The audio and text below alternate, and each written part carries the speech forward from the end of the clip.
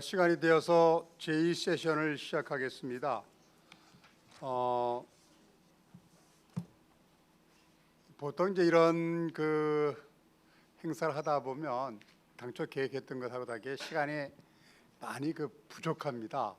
그래서 얼마나 이제 효율적으로 우리가 이 자리에 모인 목적에 부합되게 운영하는가가 관건인데, 그런 측면에서 다소 좀 제가 결례가 되는 그런 일이 될지 모르지만 약간의 좀 독재권을 행사하겠습니다. 제게 보내주신 발표자들의 발제문을 보니까 굉장히 소상하게 잘 쓰여져 있었습니다. 지금 우리가 다루고자 하는 그 사안에 대해서 체계적으로 정교하게 기술을 하고 있어서 자세한 내용은 좀 텍스트를 읽어 보시기를 바라면서 제가 이제 이렇게 좀 제안을 해보겠습니다. 발제자들께서는 15분, 가급적이면 20분을 넘지 않도록 그렇게 시간을 좀 맡아주시고, 그리고 토론자분들께서는 5분, 그래서 최대한 7분으로 이렇게 제안을 좀 하고 싶습니다. 왜 그런가 하면은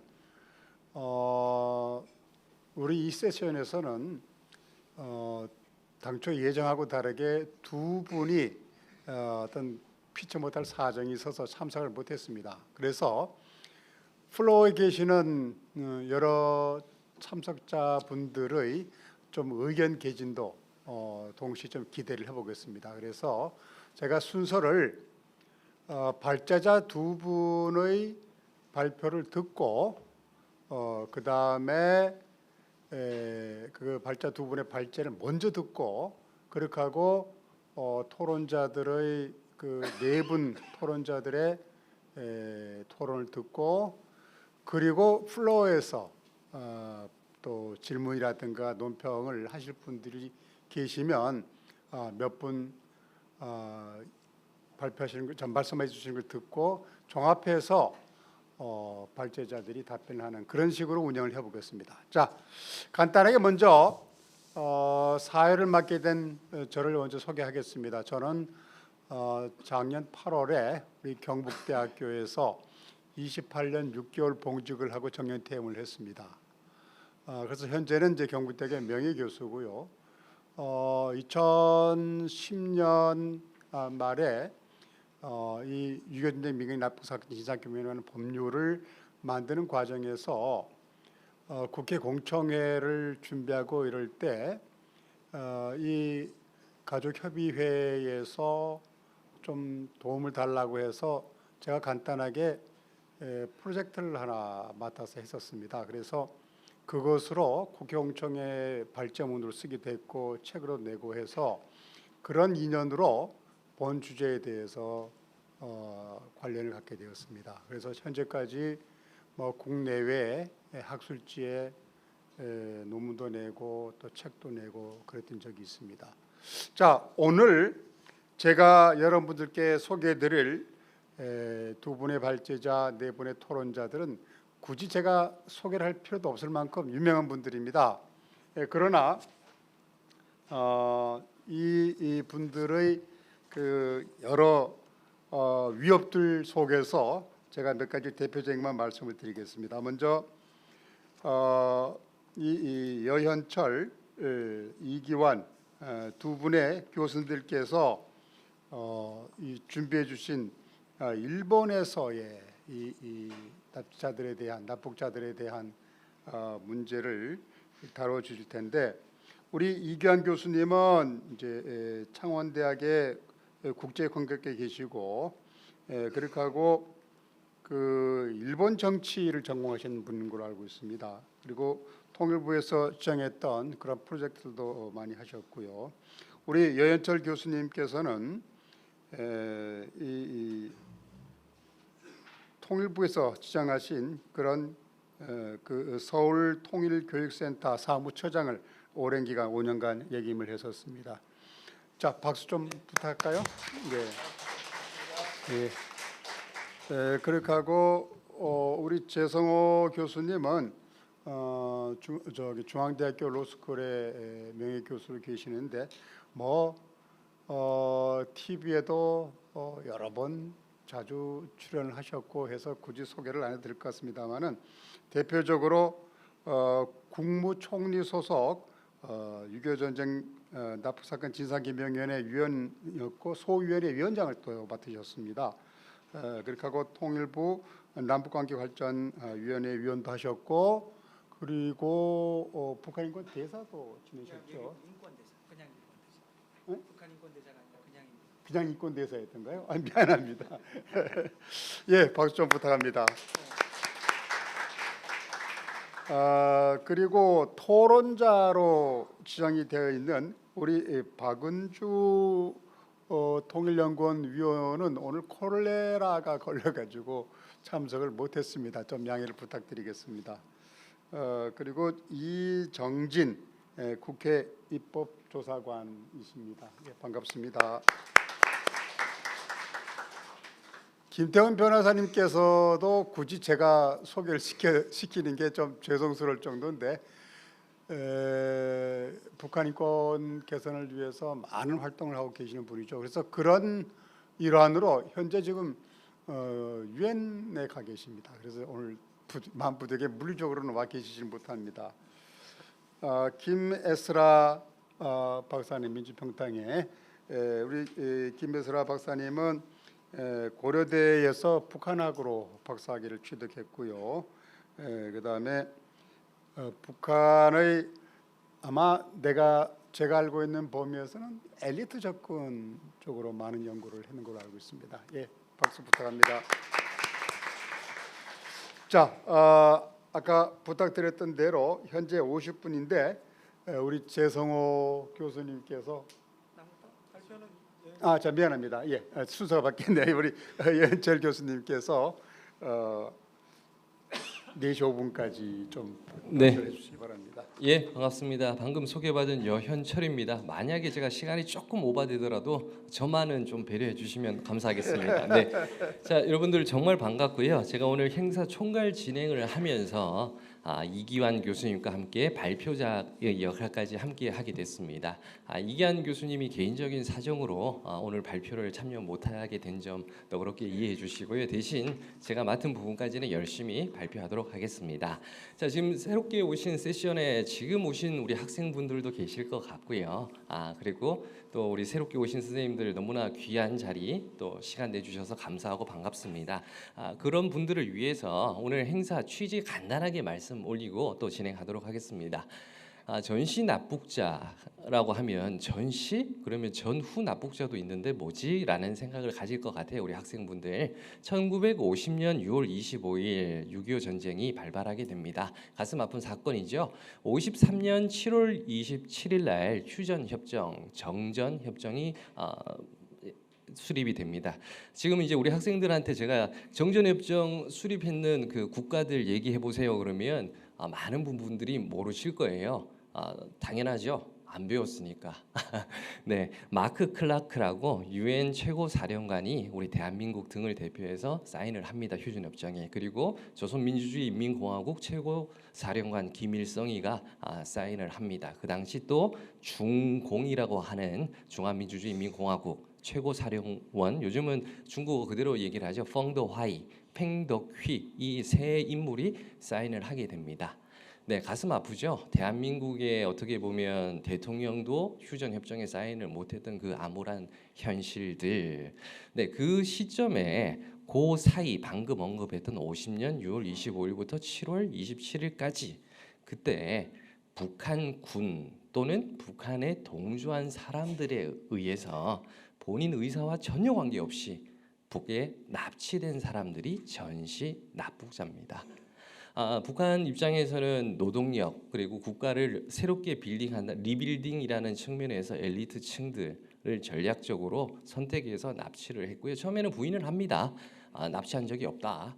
그런데 사실 또 여기 계시는 희생자 가족분들이 산 증인이고 북한에서 그 의도했던 납북자 명부도 발견이 됩니다. 그게 전시 납북 기념관에도 잘 비치가 되어 있는 것으로 알고 있고요.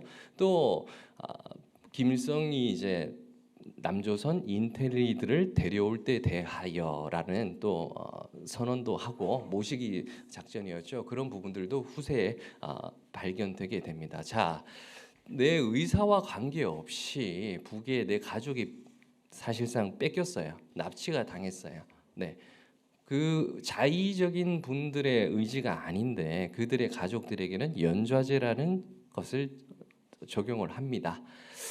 참 가슴 아프죠. 이 전쟁이라는 비극만 없었다면, 네, 뭐 국가 우리나라의 잘못 또 북한의 당연한 잘못 이런 논의조차도 없었을 텐데 그 피해 또 그런 부분들의 역사를 지금이라도 되짚고 또 단순히 그들의 명예 회복을 이제 10여 년 동안 이제 진행되고 확산하고 있는데 거기에 그치지 않고 한 발 더 나아가서 실질적인 보상과 실질적인 지원을 이제는 어떻게 해야 되는가라는 취지에서 오늘 세미나가 진행되고 있습니다. 네, 제 두 번째 세션은요. 그래서 우리 존경하는 허만호 교수님, 경북대 명예 교수님께서 사실 평생에 걸쳐서 옆에 재성호 교수님, 또 앞에 계시는 유월 선생님 등이 이제 전시 납북자에 대해서 연구와 정책 동향도 많이 제안을 해주셨는데요.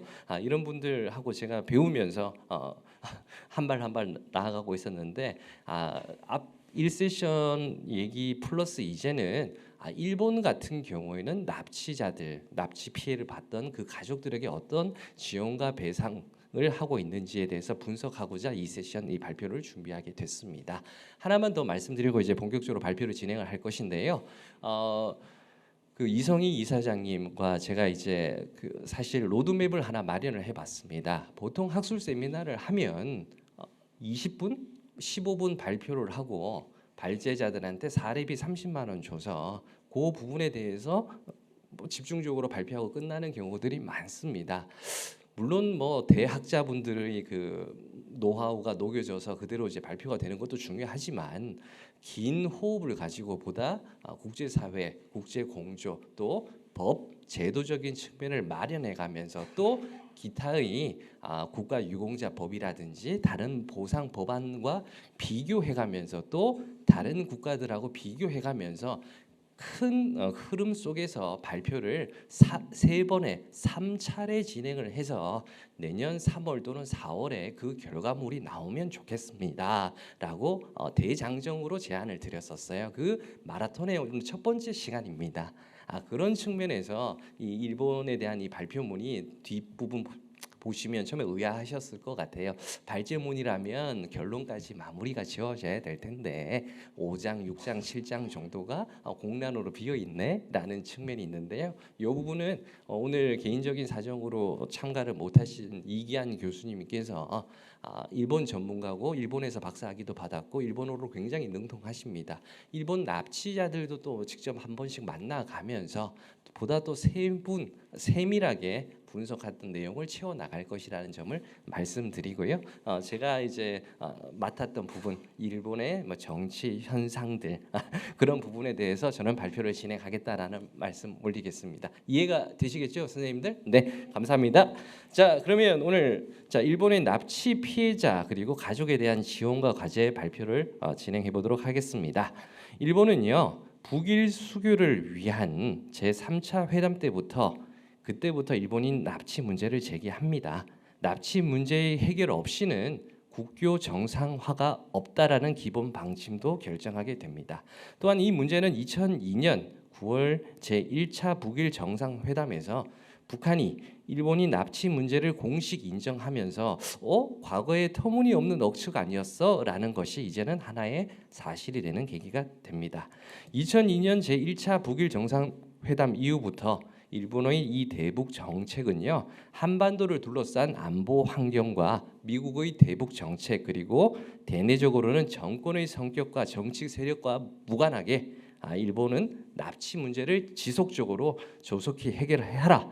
그것이 일본의 대북 정책 기조 중에 큰 하나의 기둥으로 자리 잡게 됩니다. 표 1에서 보시다시피 한편으로는 이게 참 가슴 아픈 일이긴 한데 부러운 것이 일본 국민들의 어떻게 보면 여론 성향인데요. 1등 또는 2등 특히 일본인 납치 문제는 북한 북한에 대한 일본인 관심 사항의 첫 번째 순위로 계속 올라와 있습니다. 2017년, 2022년에만 미사일 문제가 1등이고 일본인 납치 문제가 2등이라고 기록될 만큼 북한 그러면 일본 자국민들은 납치 문제부터 해결해줘라는 여론이 팽배합니다. 즉 이러한 여론을 힘입어서 일본의 여당, 야당을 불문하고 그 정당들은 일본인 납치 문제를 최우선 해결 과제로 제시하고 있습니다.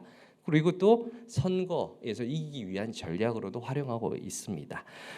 네, 일본은 이처럼 일본인 납치 문제를 위해서 다양한 해결 방안을 모색해 나가는 동시에 납치 피해자 가족에 대해서 경제적인 지원은 어떻게, 생활 상담은, 그리고 아까 박선영 이사장님도 말씀하셨던 주거 안정, 그리고 우리 후속 세대들, 가족분들의 후속 세대들에 대한 고용 기회, 취업이죠. 기회와 교육 기회 보장 등을 내용으로 하는 것을 이미 만들었더라고요. 납치 피해자 가족에 대한 종합적 지원책을 마련해서 지원하고 있습니다. 일본은요. 또한 납치 피해자 급부금이 우리 학생들은 잘 모를 텐데 보험사에서 지급하는 일반 보상금 이런 식으로 이해해 주시면 되는데요. 이런 금액과 국민연금의 특별 조치 등 기존의 일본이 가지고 있던 기존 법률로는 해결하지 못했던 부분에 대해서도 북한에 의해서 납치된 피해자들의 지원에 관한 법률이 의원 입법으로 제정됩니다. 이처럼 일본은 종합적 지원책 플러스 지원책에 기초해서 지방자치단체와 연계시키면서 사실상 피부에 와닿는 피해자들, 그 가족들에 대한 자립과 생활 기반을 지원해 오고 있는 것을 알 수 있었습니다. 본 논문에서는 납치 문제를 둘러싸서 일본과 북한의 협상 과정을 한번 살펴보고자 했고요. 두 번째는 납치 피해자 가족에 대한 일본의 종합적 지원책에 대해서 분석해 보고자 이제 펜을 들었다라고 생각해 주시고 2차 정도의 발표에서는 그 내용들도 채워질 것입니다. 자, 우선 일본의 북한 협상 과정과 관련해서는 북한에 의한 일본이 납치 문제 실상을 분석한 이후에 납치 문제를 둘러싼 일본의 북한 협상 과정, 그리고 이 문제를 해결하기 위한 일본의 노력을 국내적인 차원, 국제적인 차원으로 규명해 보고자 했습니다. 네, 자 이제 2장으로 이제 말씀 올리도록 하겠습니다. 냉전 시기 이제 경험을 했었었고 오늘날은 신냉전 시기라고 하는데요. 어찌됐든 냉전 과거에부터 북일 관계 어떻게 진행됐는지 살펴보도록 하겠습니다. 1956년에 민간 수준에서 북일 무역회가 결성이 됩니다. 이때 양국 간의 처음 무역이 이제 시작이 되는데요. 여기에서 북한이 일본하고 관계 개선을 해야 되겠다. 라고 또 생각했던 또 양국 간 국교가 수립을 해야 되겠다라고 결심을 하게 됩니다. 그 배경은요. 우리 북한에게 과거 식민지 지배에 대한 일본으로부터 배상금을 요구하려고 했다는 점, 그리고 한국 전쟁으로 황폐해진 그들의 국토, 경제, 산업 부흥을 도모할 수 있다는 정치적 계산으로 인해서 북한은 그 협상 자리에 또 무역 회의 자리에 나서게 됩니다. 그러나 그 당시 하토야마 정부는 소련과의 국교 회복을 통해 자국의 안보를 확보하는 그런 전략이 우선이었고요. 미국의 동아시아 전략에 맞서기 위한 것은 아니었기에 일본은 북한과 국교 수립까지는 염두에 두지 않았던 시기였었습니다. 이처럼 북일 양국의 입장이 속내는 다르더라도 제1조선인이 북한으로 귀환하는 문제에 대해서는 양국이 서로가 우호적인 입장을 취했습니다. 북한은요, 제1조선인을 재외 국민으로 간주하는 동시에 1958년 9월에 김일성이 귀환을 열렬히 환영한다라고 표명합니다. 그리고 북한이 이제 귀환 요구 운동을 이제 적극적으로 하게 됩니다. 이러한 북한의 움직임에 대해서 일본 정부도 1959년의 2월에 이를 승인합니다. 적십자 회담도 개최하고요. 이후 북일 양국은 1959년 8월 제1조선인의 귀환에 관한 협정을 조인하면서 1959년 12월부터 1984년 7월까지 약 9만 3천 명이 북한으로 건너가게 되게 만듭니다. 이처럼 북일 양국이 제1조선인 문제를 우호적인 입장에서 신속하게 처리한 이유는 다음과 같습니다. 일본은요, 제1조선인이 자국 치안의 잠재적인 위협 요인이다라고 간주하고 있었었고요. 또 이들에게 지급되는 생활보호비를 조금이나마 줄여야 되겠다라는 속내가 있었었고요. 북한의 입장에서는 이들 귀환을 통해서 노동력을 확보, 부족 문제를 해소하려는 입장도 작동하고 있었습니다. 1950년대 후반 제1조선인 귀환 문제로 형성되었던 일본과 북한의 이 우호적인 관계는요. 1965년 한일 국교 정상화 계기로 또 변화하기 시작을 합니다. 한일 국교 정상화는 이제 지금 같은 구도 비슷한데요. 동북아 국제 질서를 한미일, 한국, 미국, 일본을 축으로 하는 남방 삼각 관계, 그리고 북한, 중국, 소련을 축으로 하는 북방 삼각 관계로 대립시키게 됩니다.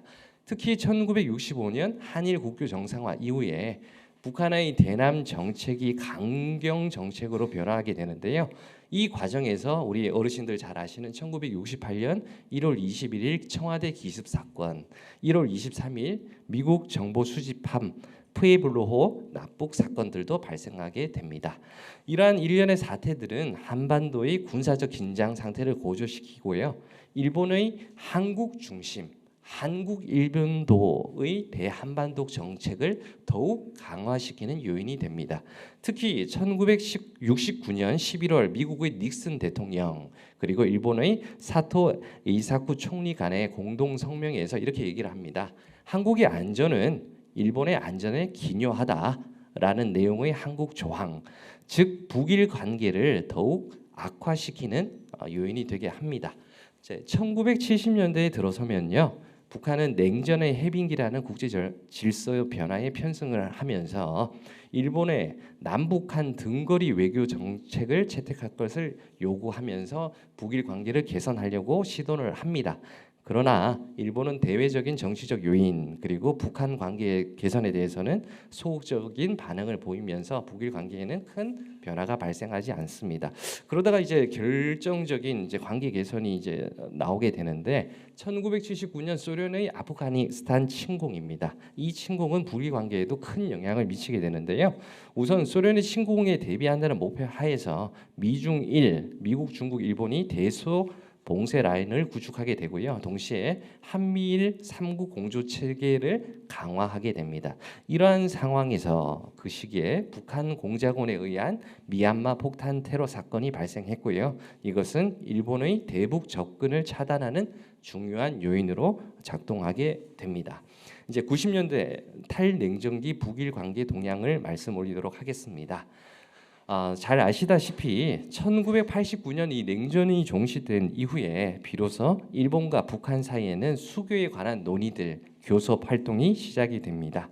그 출발점이 1990년 9월 28일 일본의 자민당, 사민당 두 개 당과 북한의 조선노동당 요 세 개 당 3당 공동 선언이 이루어지는데요.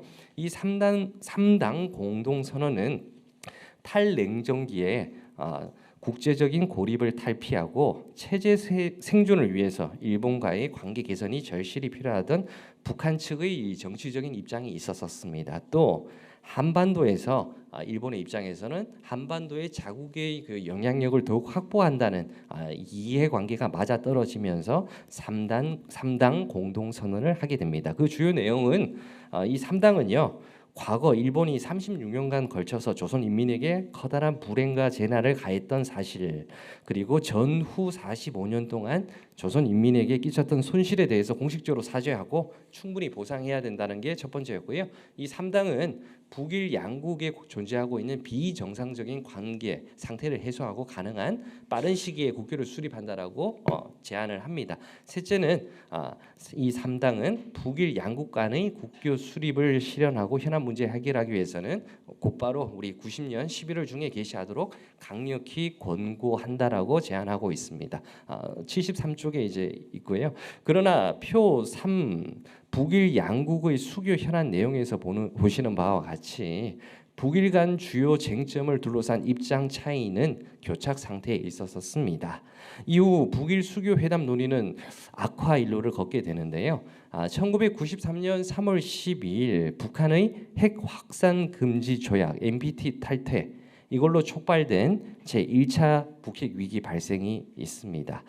네, 이처럼 이제 북일 관계가 어렵게 된 이유에 대해서 이제 말씀을 드리면 일본의 대북 정책이 정책 전환이 이루어진 요인을 대내적, 대외적인 요인으로 적시해봤습니다. 우선 대내적인 요인으로는 자민당 당독 지배 체제가 이제 붕괴가 되고요. 55년 체제가 붕괴가 있었죠. 이러한 정치적 혼란 속에서 일본 정치 세력들은 대북 관계 개선에 정치적인 영향을 기울일 수 없었습니다. 또한 미국과의 관계를 중시하는 일본 외무성이 외교적 주도권을 장악하면서 북한 문제는 관심 밖에 밀려나게 됩니다. 이게 국내적인 요인이었고요. 대내적인 요인을 살펴보면 일본을 둘러싼 안보 환경 변화입니다. 잘 아시다시피 북한은 1994년 7월 8일 태양이라고 불리는 김일성이가 사망하게 됩니다. 이 수령 김일성이 사망 그리고 김정일로의 권력 승계라는 이 정치적 격변이 발생했었고요. 북한 입장에서도 자연재해 또 경제난 고난의 행군 시기라고 하죠. 이런 것들은 일본과의 수교회담을 또 진행할 수 없게 만드는 요인이 됐었습니다. 여기에 중국의 지하 핵실험, 타이완 해협 위기 고조 등은 일본이 북한과 수교 회담의 재개보다는 미국과의 동맹 강화라는 그런 전략적인 선택을 만드는 계기로 작동하게 됩니다. 이러한 와중에 1998년 8월 31일 일본을 향해 어떠한 사전 통보도 없이 북한은요 대포동 미사일을 발사를 합니다. 그 결과 일본 국민들은 안보 불안을 초래받게 됐고요. 더욱 대북 강경 정책을 취하게 만들게 됩니다. 미사일 발사로 이 촉발된 북일 갈등은 1999년 8월 10일 날 북한의 대일 관계 개선 3원 측의 발표 후 점차 완화되기 시작합니다. 각주 10번에 되어 있고요. 네. 이거는 참고로 보시면 될 것 같습니다. 이 성명을 통해서 북한이 일본에 대해 강경 노선을 견지하는 것처럼 표면적으로는 보이기는 하지만 다른 한편으로는 일본이 과거 청산에 적극 자세를 보인다면 기꺼이 양국 관계를 개선할 수 있다는 북한의 이중적인 의미를 엿볼 수 있습니다. 이것은 북한의 외교적인 과거 특수성을 고려한다면 일본과 관계 개선을 위한 대화 재개를 희망한다는 암시적인 메시지라고 볼 수 있겠습니다.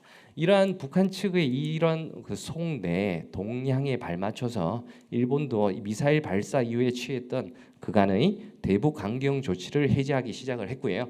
1999년 12월 14일 일본은 식량 지원 중단 조치도 해제하게 됩니다. 2000년 3월에 북한에 대해서 쌀 10만 톤을 무상 지원한다고 발표도 하고요. 인도적 차원에서의 지원이긴 했지만 납치 문제를 조속히 해결하고 수교 교섭을 재개하기 위한 조치라고 볼 수 있겠습니다. 그리하여 1992년 11월 5일 이후에 중단되었던 수교 회담이 2000년 4월에 평양에서 재개되었는데요. 이 9차 회담에서 일본은 납치 의혹 해소와 미사일 개발 배치 포기를 요구합니다. 이에 대해 북한은 납치 의혹을 여기에 전면 부정을 하고요. 납치라는 용어 자체를 사용을 한다면 회담을 더 이상 진행하지 않겠다라고 주장을 합니다. 이후에도 이 문제를 둘러싼 양국 간 북일 간의 견해 입장을 좁히지 못한 채 2020년 10월 30일에 열렸던 11차 수교 회담도 실패로 전락하게 됩니다. 이제 2001년도부터 2006년까지 분석인데 고이즈미 정부 이야기 말씀 올리도록 하겠습니다. 2000년 10월에 중단된 이 북일 관계는 2001년 고이즈미 준 이치로 정부 출범과 함께 변화하기 시작을 합니다. 고이즈미 총리는요 2002년 8월에 양국 현안에 대해서 진지하게 논의한다는 메시지를 김정일 위원장에게 전달을 했고요. 이에 김정일도 용기 있는 메시지에 감사한다라는 메시지를 고이즈미 총리에게 전달을 합니다. 이러한 과정을 통해서 2002년 8월 30날 고이즈미 총리 방북이 발표되고요. 9월 17일에 북일 정상회담이 잘 아시다시피 개최가 됩니다. 이 회담에서 고이즈미 총리는 김정일 위원장에게 납치 문제에 대해서 강하게 항의하면서 진실을 요구하게 되는데요. 이에 김정일 위원장은 납치는 특수기관 일부가 맹동주의, 영웅주의에 집착해서 일본인을 납치한 것으로 알고 있다고 말하면서 사죄 제재와 재발 방지를 약속하게 됩니다. 고이즈미 총리는요, 자국의 안보를 위협하는 미사일 발사의 우려도 표명하면서 김정일 위원장은 미사일 발사를 유예하겠다는 방침도 밝히는 이런 진전이 있는 내용들도 주거니 받거니 합니다. 이러한 결과를 바탕으로 양국 정상은 북일 평양 선언에 서명을 하는데 각주 부분에 적시돼 있으니 그 부분은 참고해 주시면 감사하겠고요. 그런데 이러한 성과는요, 북일 관계를 정상화하려고 했던 이 고이즈미 총리 계획이 북한과의 수교에 반대하는 일본 국내 여론에 부딪혀서 실패로 끝나게 됩니다. 특히 여러분들 잘 아시다시피 2004년 11월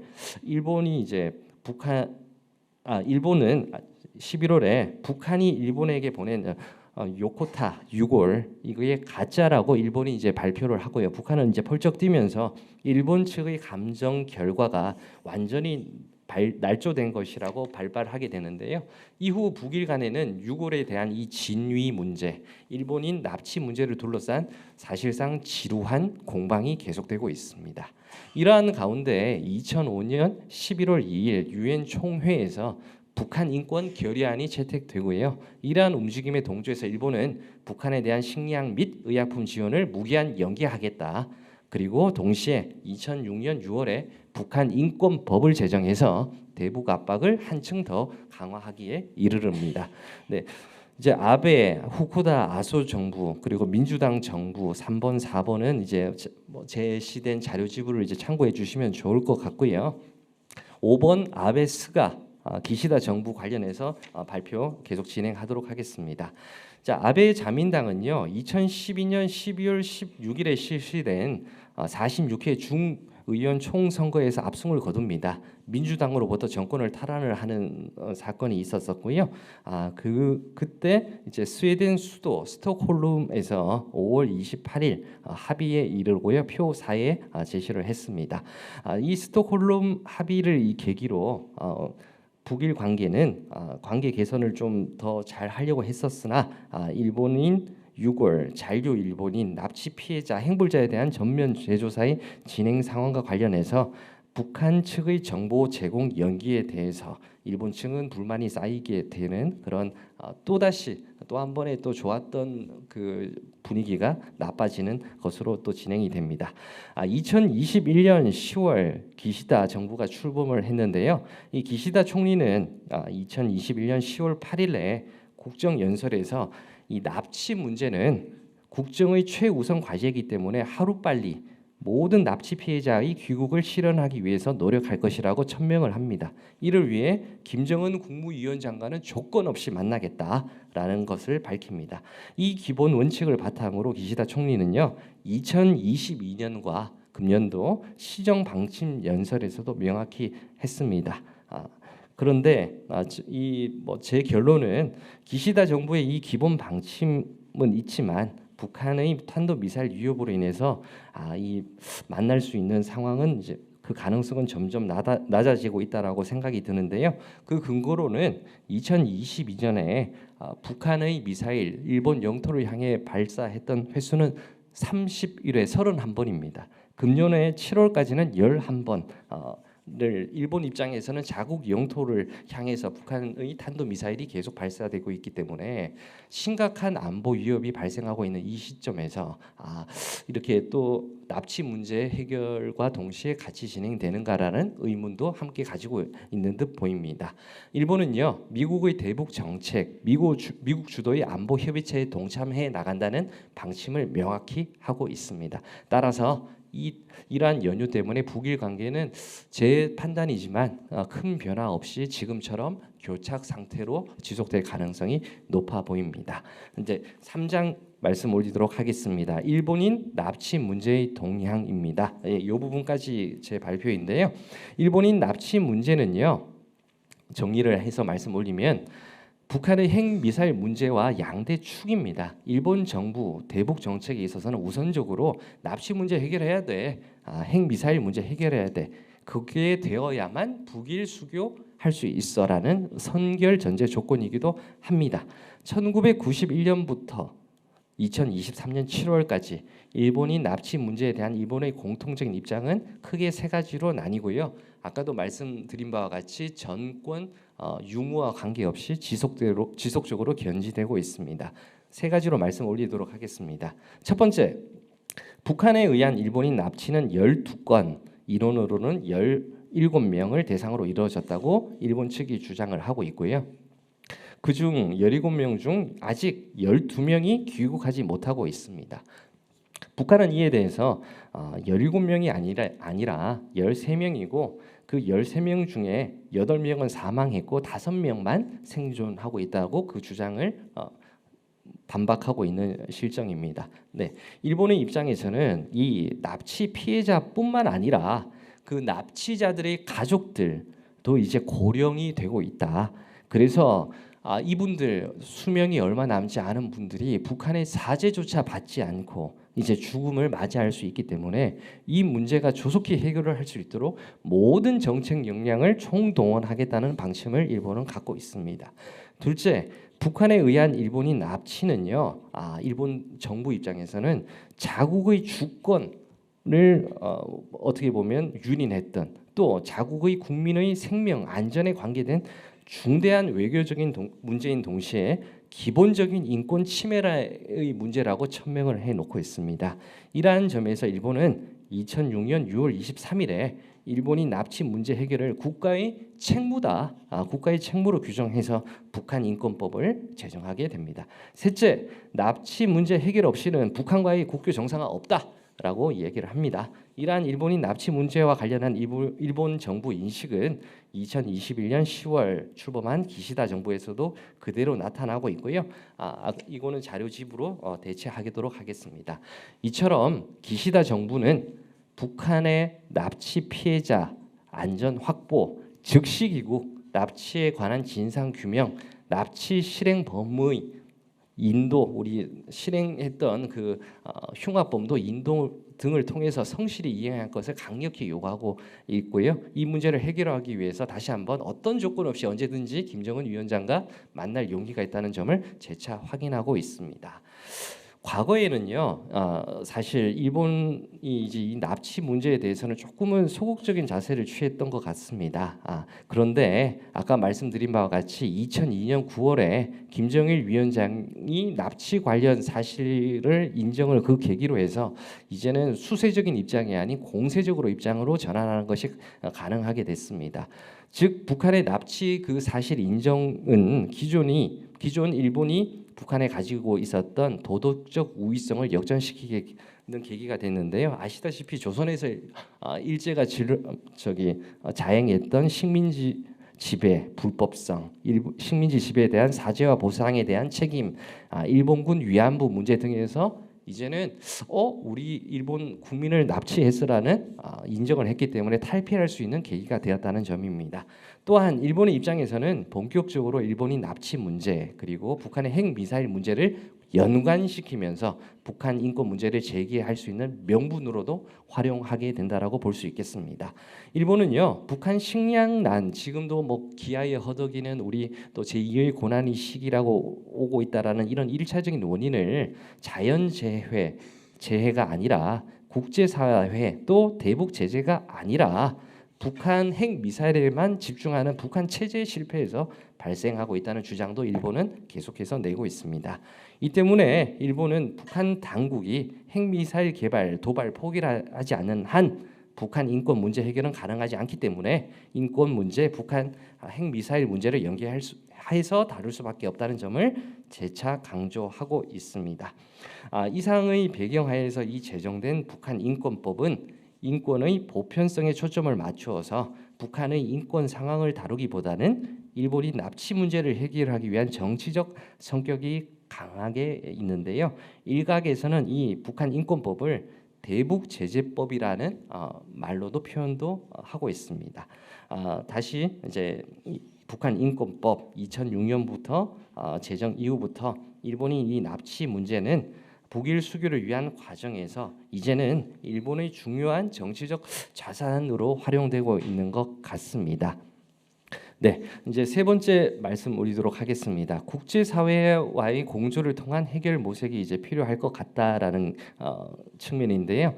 기시다 정부는 납치 문제 해결을 위해서 북한의 조건 없는 대화 만남을 제안하는 동시에 주요 국가 간 정상회담, 외상회의, G7 정상회의, 한미일 정상회담, 유엔 총회 등에서 이 문제를 거론하면서 납치 문제에 대한 이해, 지지를 확보하려는 외교적 노력도 병행하고 있는 것으로 확인됩니다.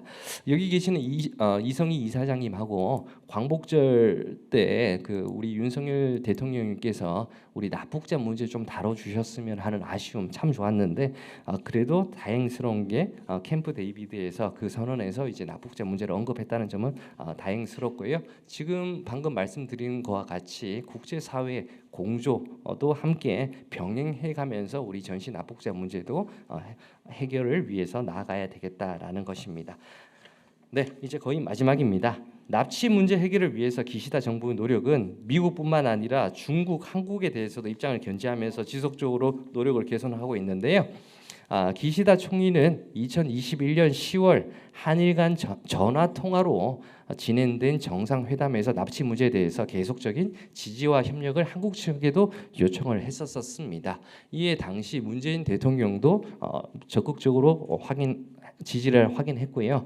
이후 2022년 10월 6일 날 한일 간 전화 통화로 진행된 정상회담, 2023년 3월 17일 한일 정상회담, 5월 7일 한일 정상회담에서도 기시다 총리는 윤석열 대통령에게 납치 문제에 대한 일부층의 입장을 계속적으로 설명을 했었습니다. 그리고 우리 윤석열 대통령으로부터도 지지를 얻어내는 성과를 이루게 됩니다. 이처럼 기시다 정부는 일본인 납치 문제 해결을 위해서 다양한 노력은 전개는 지속적으로 하고 있습니다. 그러나 북한의 이런 미반응으로 아직 어떠한 성과를 내고 있지 못한다는 게 현재까지의 이 발표 논문에 대한 결론이고요. 4장 일본인 납치 피해자 가족에 대한 지원은 이제 앞으로 어떻게 하고 있으며 해야 할 것인지에 대해서는 2차 학술 세미나 때 우리 이기한 교수님이 심층 인터뷰 등을 통한 정책 제안을 제시할 예정입니다. 제 발표는 여기서 마치겠습니다. 감사합니다. 수고했습니다. 15분 부탁을 했는데 40분을 했습니다. 그래서 얼마 양 이렇게 된 거 밤을 새서 토론하면 어떨까 싶은 생각이 드네요. 자, 상황이 좀 되었으니 제가 최성호 교수님께 15분 지켜달라는 말씀을 못 드리죠. 지금 5시 반까지도 어렵지 싶습니다. 자, 우리 최 교수님 뭐 경험이 많으시니까 네. 잘 하실 거로 가능한 한 생각합니다. 빨리 예. 끝내도록 하겠습니다.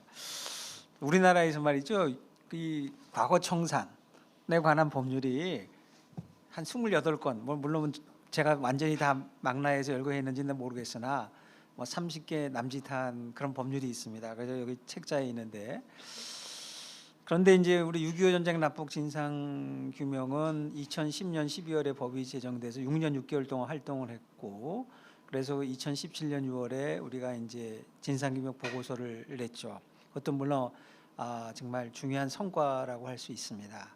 근데 이제 그 당시에 한 5,300여 명이 신청을 해서 납북자 결정을 해갖고 통보서를 받은 사람 한 4,777명인가 뭐 그 정도 분이 되고, 납북자 결정서, 통보서 그거를 정부로부터 받았다는 것도 뭐 감격해야 할 수도 있겠지만, 우리가 이것이나 다른 과거 청산 관련 법률을 보면 우리 6.25 전쟁 납북자 가족들은 흥분할 수밖에 없다라고 하는 그런 사실이다 이거죠. 예? 왜 그러냐? 다른 과거사 피해자에 비해서는 너무 홀대를 받고 있기 때문에. 특히 물론 여기에는 뭐 6.25는 관계없는 그런 과거사 진상규명도 많았어요. 그런데 비슷한 시기에 제주 4.3 사건법, 뭐 명칭은 굉장히 길어요. 그런데 그 법은 2001년에 제정이 돼서 지금 22년 전이잖아요. 그런데 거기에는 뭐 물론 진상규명 활동을 하고, 여러분들 저는 제주 4.3 기념관 한번 가봤는데, 야 저기 어디야? 이 파주에 있는 우리 국립 6.25 전쟁 납북자 기념관은 이거는 뭐 그냥 그 뭐 비교가 안 돼요. 한번 기회가 되시면 가보십시오. 거기는 아주 의리의리한데, 거기다가 이 제주 4.3 사건법 제정됐을 때는 거기는 진상규명이 명예회복에 관한 법률로 우리 6.25 납북자는 뭐 거기에 기념관 있고 뭐 그다음에 추모탑 뭐 위령제 실시하고 뭐 그런 정도잖아요, 그죠? 근데 여기는 처음부터 의료지원금, 생활지원금에 관한 규정을 두고 있었어요. 예? 그리고 그다음에 근데 그 6.25 전쟁 납북자 가족들은 그런 거 한 푼도 받아본 적 없잖아요. 가장 최근에 제정된 법률이 여수 순천 사건. 옛날 여순 반란이라고 하는데 요새 그런 말 쓰면은 또 이제 좌파들이 가만히 안 있습니다. 그러니까 여수 순천 사건의 경우에는 2017년 7월이니까 문재인 정부 말기에 법을 제정했어요. 거기도 명예회복에 관한 법률로 잠깐 그거 하기 전에 제준 4.3 사건법이 뭐냐면 처음부터 의료지원금, 생활지원금에 관한 규정을 두고서 그거 지원을 했잖아요. 생활 지원. 그런데 문재인 정부 말기에 이 제주 4.3 사건법을 전면 개정하고 임기가 끝나기 4개월 전에 그 제주 4.3 사건법을 제정해서 보상금에 관한 규정을 두고 있어요. 보상금에 관한 규정을 둬서 그걸 받고 있어요. 1인당 그래서 뭐 9천만 원, 뭐 1억 좀 남자 돈을 받는 거로 말이에요. 그렇게 법을 바꿔놨어. 응? 그리고 2021년 7월에 만든 법도 그 경로를 따라갈 가능성이 많아요. 여기는 진상규명 명예회복에 관한 여수 순천 사건, 거기도 생활안정지원금, 그다음에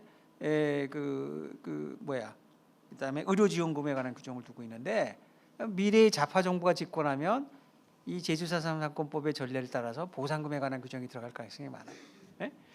그러니까 이게 여러분들은 뭐 돈 한 푼 받은 적 없잖아요, 그죠? 생활안정지원금이든 이 의료지원금이든 말이에요. 이거는 너무 홀대를 하는 그런 처사다 말이죠. 우리 여러분들도 그걸 잘 몰랐을 거예요. 과거에는 그냥 진상 규명하는 범 통과만 해도 사실 이제 어려운 사정에서 정말 어렵사리 고생해가지고 그 법을 통과됐으니까. 그래서 저는 그리고 지금 6.25 전쟁 납북 과거사에 대해서는 지금 관심이 시들어지고 지금 거의 뭐 죽어버렸잖아요. 그냥 기념관 하나 있는 거 뭐는 그거 없는 것보다 낫긴 하지만.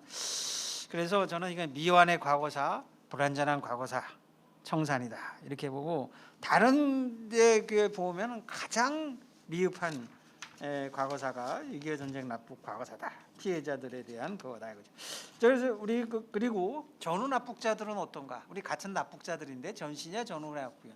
전후 납북자들의 경우는 이제 귀환하는 분들 있잖아요. 귀환한 납북자들의 경우는 그들은 이제 정착금을 해요. 탈북민처럼 별도로 정착금을 지급하고 이분들은 피해 위로금이라는 항목이 있었어요. 다른 그 경우에 달라. 근데 전후 납북자의 그 본인들이 북한에서 납북된 기간을 산정을 해서 위로금의 등급을 정해가지고 피해 위로금을 주고 여기도 뭐냐면 의료지원금이 관한 규정이 있어요. 다만 생활지원금에 관한 규정은 없고 그다음 보상금이 있어요. 그래서 이 보상금에 관한 규정은 뭐 상해를 입었거나 혹은 뭐 이렇게 그 사망을 했어. 뭐 왜냐면 국가로부터 기관으로부터 치조를 당하거나 뭐 고문을 당하거나 이래서 사망했을 때 보상금에 관한 규정이 있어요. 그렇죠? 전시납북자는 이런 거 없잖아요. 그죠? 그래서 형평성의 문제가 있다 이거지. 형평성의 문제.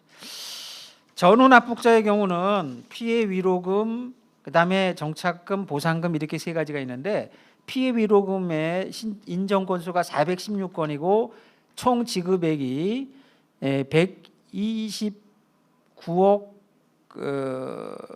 1,400만 원이고 그다음에 이제 보상금 이렇게 해가지고 1인당 받은 돈을 평균하면 한 8,800만 원, 뭐 8천만 원 좀 넘어요, 그죠?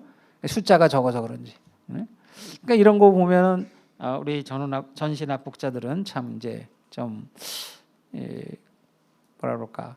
아까 흥분이란 말을 했지만 홀대도 받고 있고 또 울분을 가질 수도 있는 거죠. 그래서 이제 지난번에 제가 답변 이 글을 쓰면서 우리 이성희 이사장의 관심사에 대해서도 이게 배상이냐 보상이냐. 근데 이게 우리가 배상 보상할 때는 법에서는 적법한 피해가 발생했을 때 우리는 손실이라고 말을 하고 손실에 대해서는 보상을 하게 돼 있어요. 손실은 보상. 그다음에 위법한 피해, 불법적인 그런 그 원인에 의해서 피해가 발생할 때 우리는 그걸 손해라고 그러고 손해에 대해서는 배상. 그래서 손해배상 청구권, 손실보상 청구권 이렇게 딱 법에는 딱 정해져 있어요. 그런데 이게 과거사 청산 관련 법률에서는 이게 명확하게 규정되지 않아요. 왜냐하면 과거에 4.3 사건도 그렇고 뭐 온갖 노군이 사건 뭐 여러 가지가 해서 군경이 그 진압하는 과정에서 뭐 이렇게 피해를 줄 수 있잖아요. 뭐 사망이나 여러 가지 그 상해를 입힐 수가 있잖아요. 그래서 이 법들에서는 이 정부가 어떤 군경의 행위에 대해서 불법성이나 고의성을 인정하지 않으려고 그랬고 그 당시 법을 제정 과정에서도 또 여당의 입장도 있고 야당이 타협하는 과정에서 보상이라는 용어를 거의 썼어요.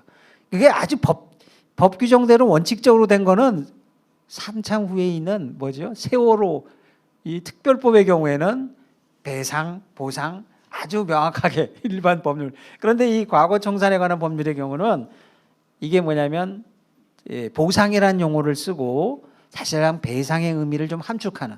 그래서 아주 그 특별한 어느 학자가 뭐 좀 좌파 진영의 이 과거 진상 규명에 관한 연구를 많이 하신 분인데 제가 그걸 인용해 놨어요. 지금 글자가 잘 어디서 못 찾네. 그분이 이 과거 청산 관련된 배보상 입법 관련해서 논문을 써보면은 과거의 그 광주 민주화 운동에 관한 그 법에 보면은 이 법에서 말하는 보상은 배상을 의미한다. 배상 의제, 보상 그런 그 표현이 나와 있어요. 그래서 그리고 또 여기 아까 보면은 뭐라고 돼 있냐면은 그 제주 4.3 사건법을 2020년에 와서 개정을 했는데 거기에 보면은 이 법에 의해서 그 보상금에 관한 정의를 하면서 배상이라는 말을 쓰고 그 조문의 제목은 보상금 등 지급에 관한 규정으로 설정해 놓고 거기에 배상이라는 용어가 나와요. 그러니까 과거사법은 일반 다른 법률에 비해서는 배상의 의미를 내포하는 의미가 있다. 즉 정부가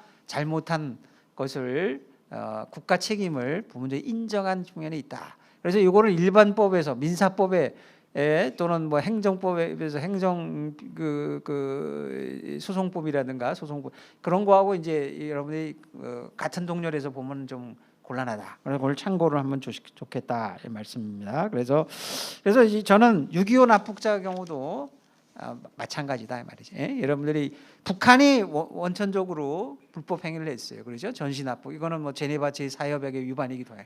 그런데 지난번에 제가 서울지방변호사 했을 때 하나의 이제 6.25 전쟁 초기에 뭐냐면 육군 공병감이 대령이 제가 각주에 써놨지만은 한강 인도교 폭파했잖아요.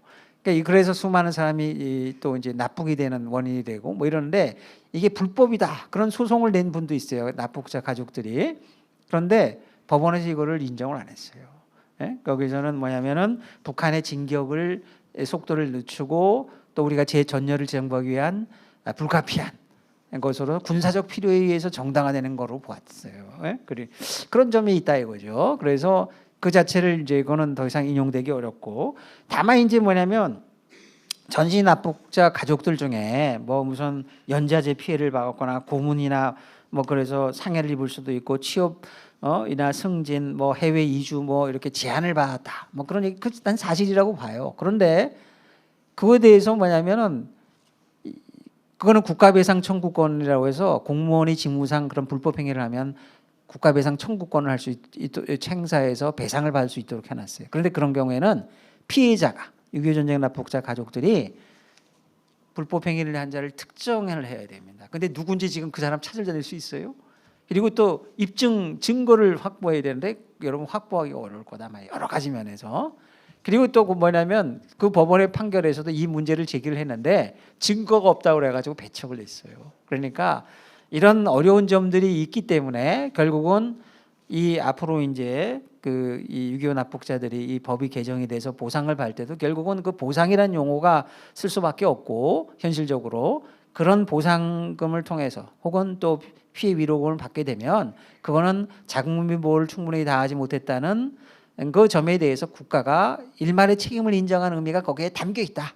피해 위로금이라든가 뭐 보상이라는 제도를 설정 그렇게 이해하시면 되겠다.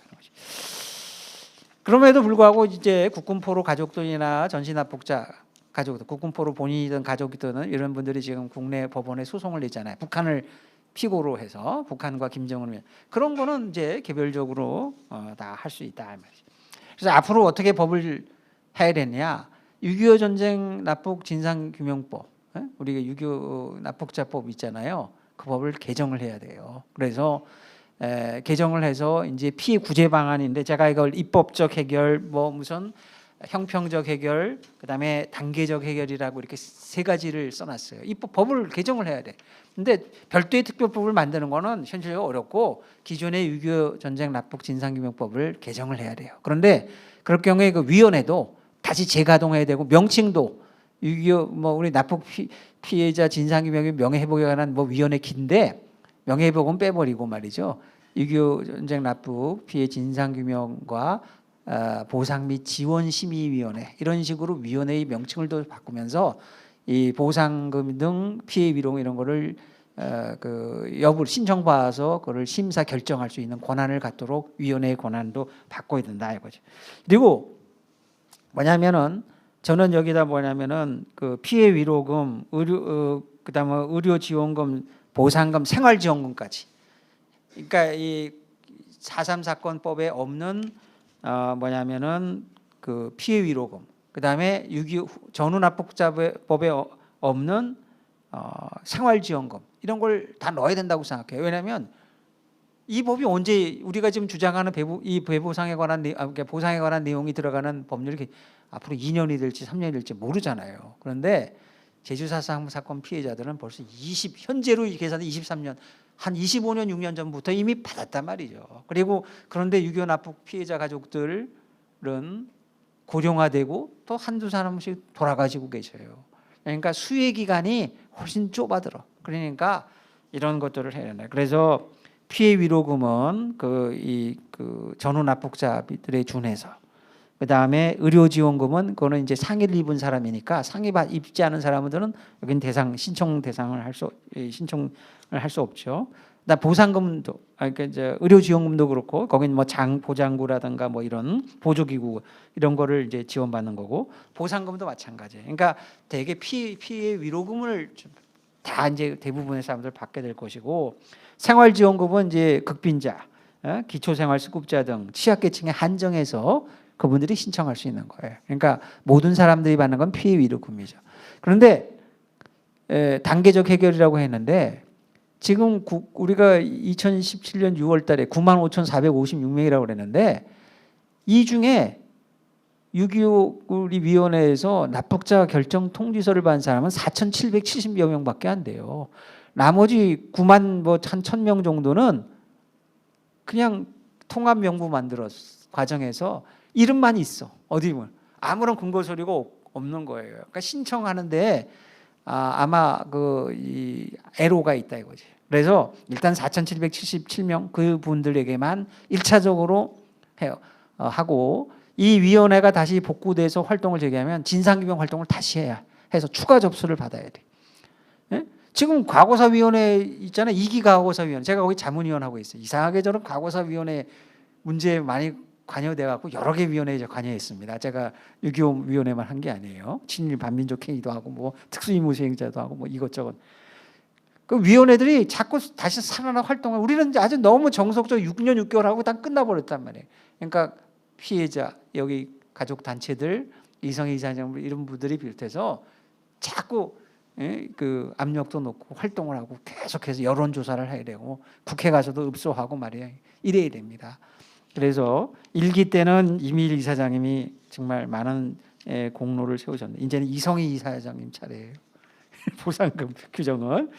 그다음에 이제 또 질문하신 게 있어요. 뭐냐면 강제실종 보호협약 우리가 이제 이게 당사국이 됐고 금년 2월 3일 날 우리나라에서 발효가 됐고 국회에 2개의 법률안이 올라와 있는데 제가 보기에는 이 김기현 대표도 냈고 전용기 의원도 냈는데 우리 굉장히 이제 노심초사하고 거기에 보면은 이 소멸시효가 말이야 어떤 거는 안날로부터 어떻게 되지?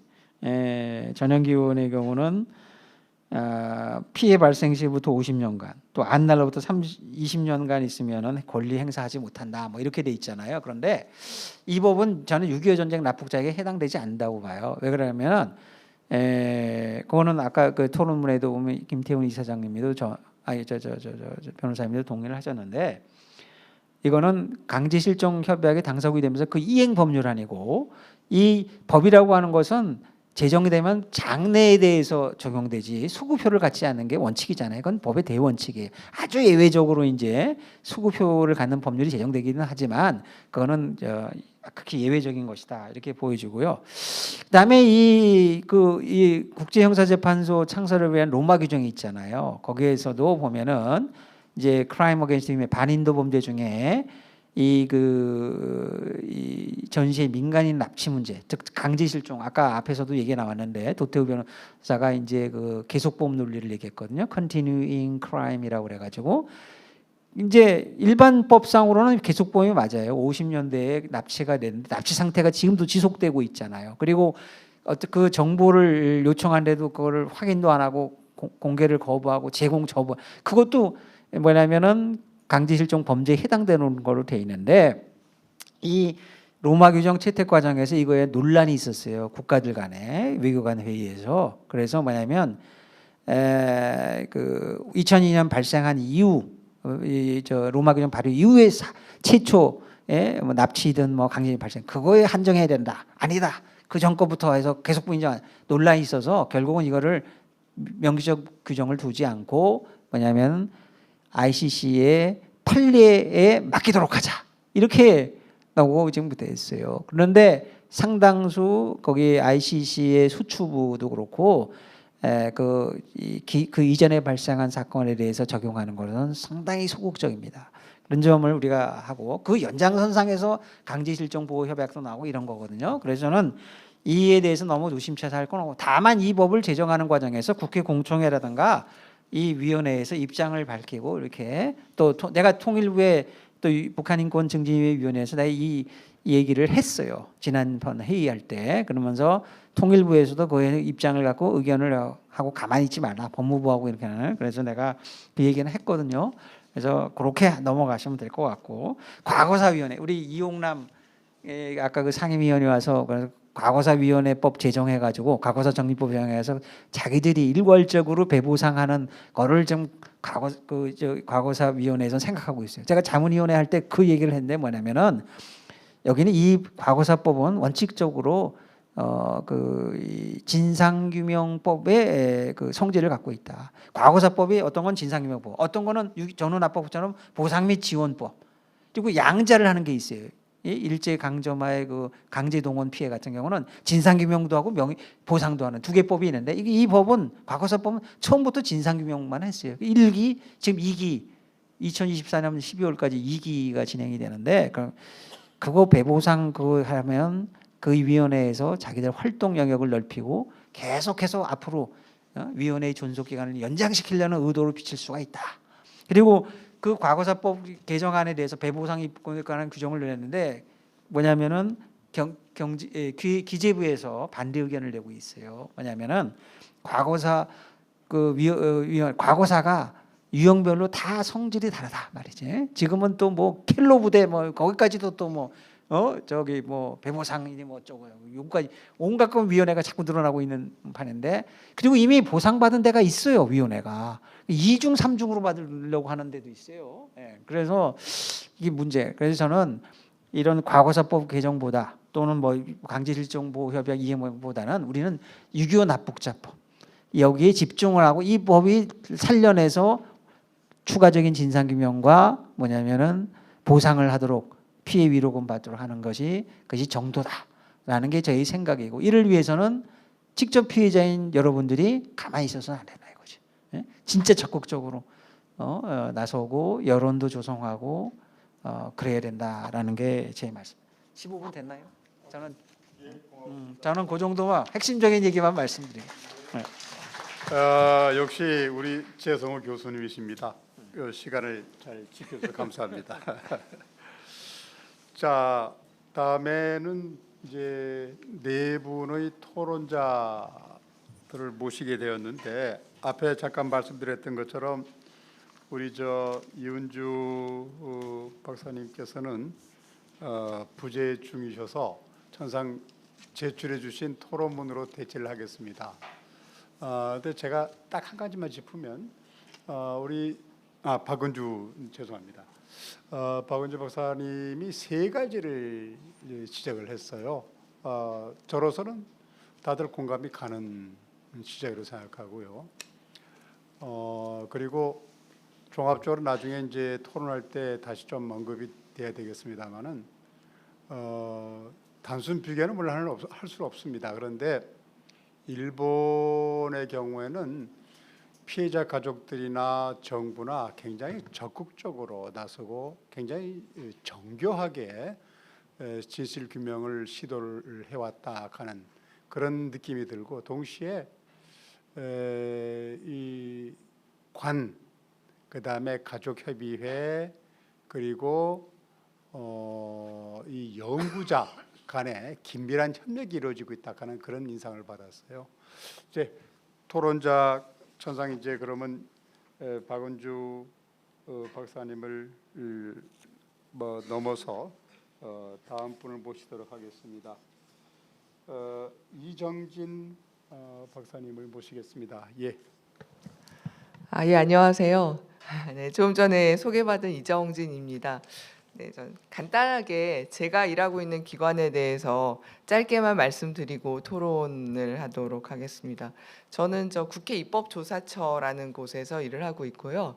입법조사처라는 것은 국회의원의 의정과 입법 활동을 지원하는 기관입니다. 그래서 오늘도 관련된 법률안 같은 것들이 많이 나왔는데 이러한 법률안을 만들 때 이 법률안이 위헌성은 없는지, 이 법률안이 만들어졌을 때 어떤 효과가 있을지, 해외에서는 관련해서 어떤 법률안이 있는지 이런 것들을 조사해서 입법활동이나 의정활동에 지원을 하는 조직이고요.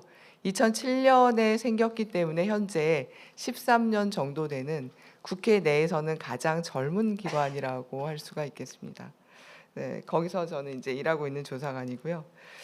먼저 이규환 교수님과 여현철 교수님의 발표문에 대해서 토론을 하도록 하겠습니다. 조금 전에 사회자 선생님께서 말씀하신 것처럼 사실 저도 그 토론문의 내용에 상당히 동의를 하고 있습니다. 일단 일본 같은 경우에는 납치 피해자의 지원과 관련해서 한국에 비해서 굉장히 구체적으로 하고 있을 뿐만이 아니라 제도적으로 지원을 하고 있다.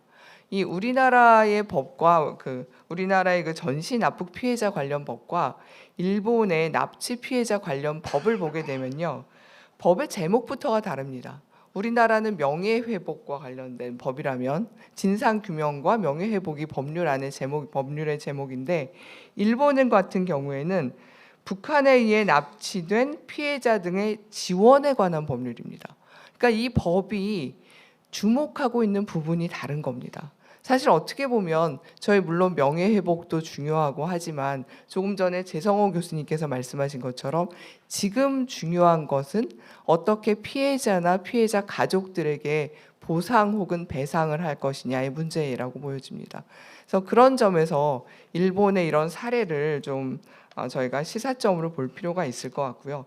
특히 이 일본의 법률 같은 경우는 내용이 굉장히 구체적이어서 단순히 보상금을 준다 또는 배상금을 준다 해서 끝나는 게 아니라 주거 안정, 또 의료 지원, 그리고 심지어 가족들 같은 경우에는 학력에 대한 지원이라든가 이런 부분들까지도 연금에 대한 지원 굉장히 구체적으로 명시하고 있다고 보여집니다.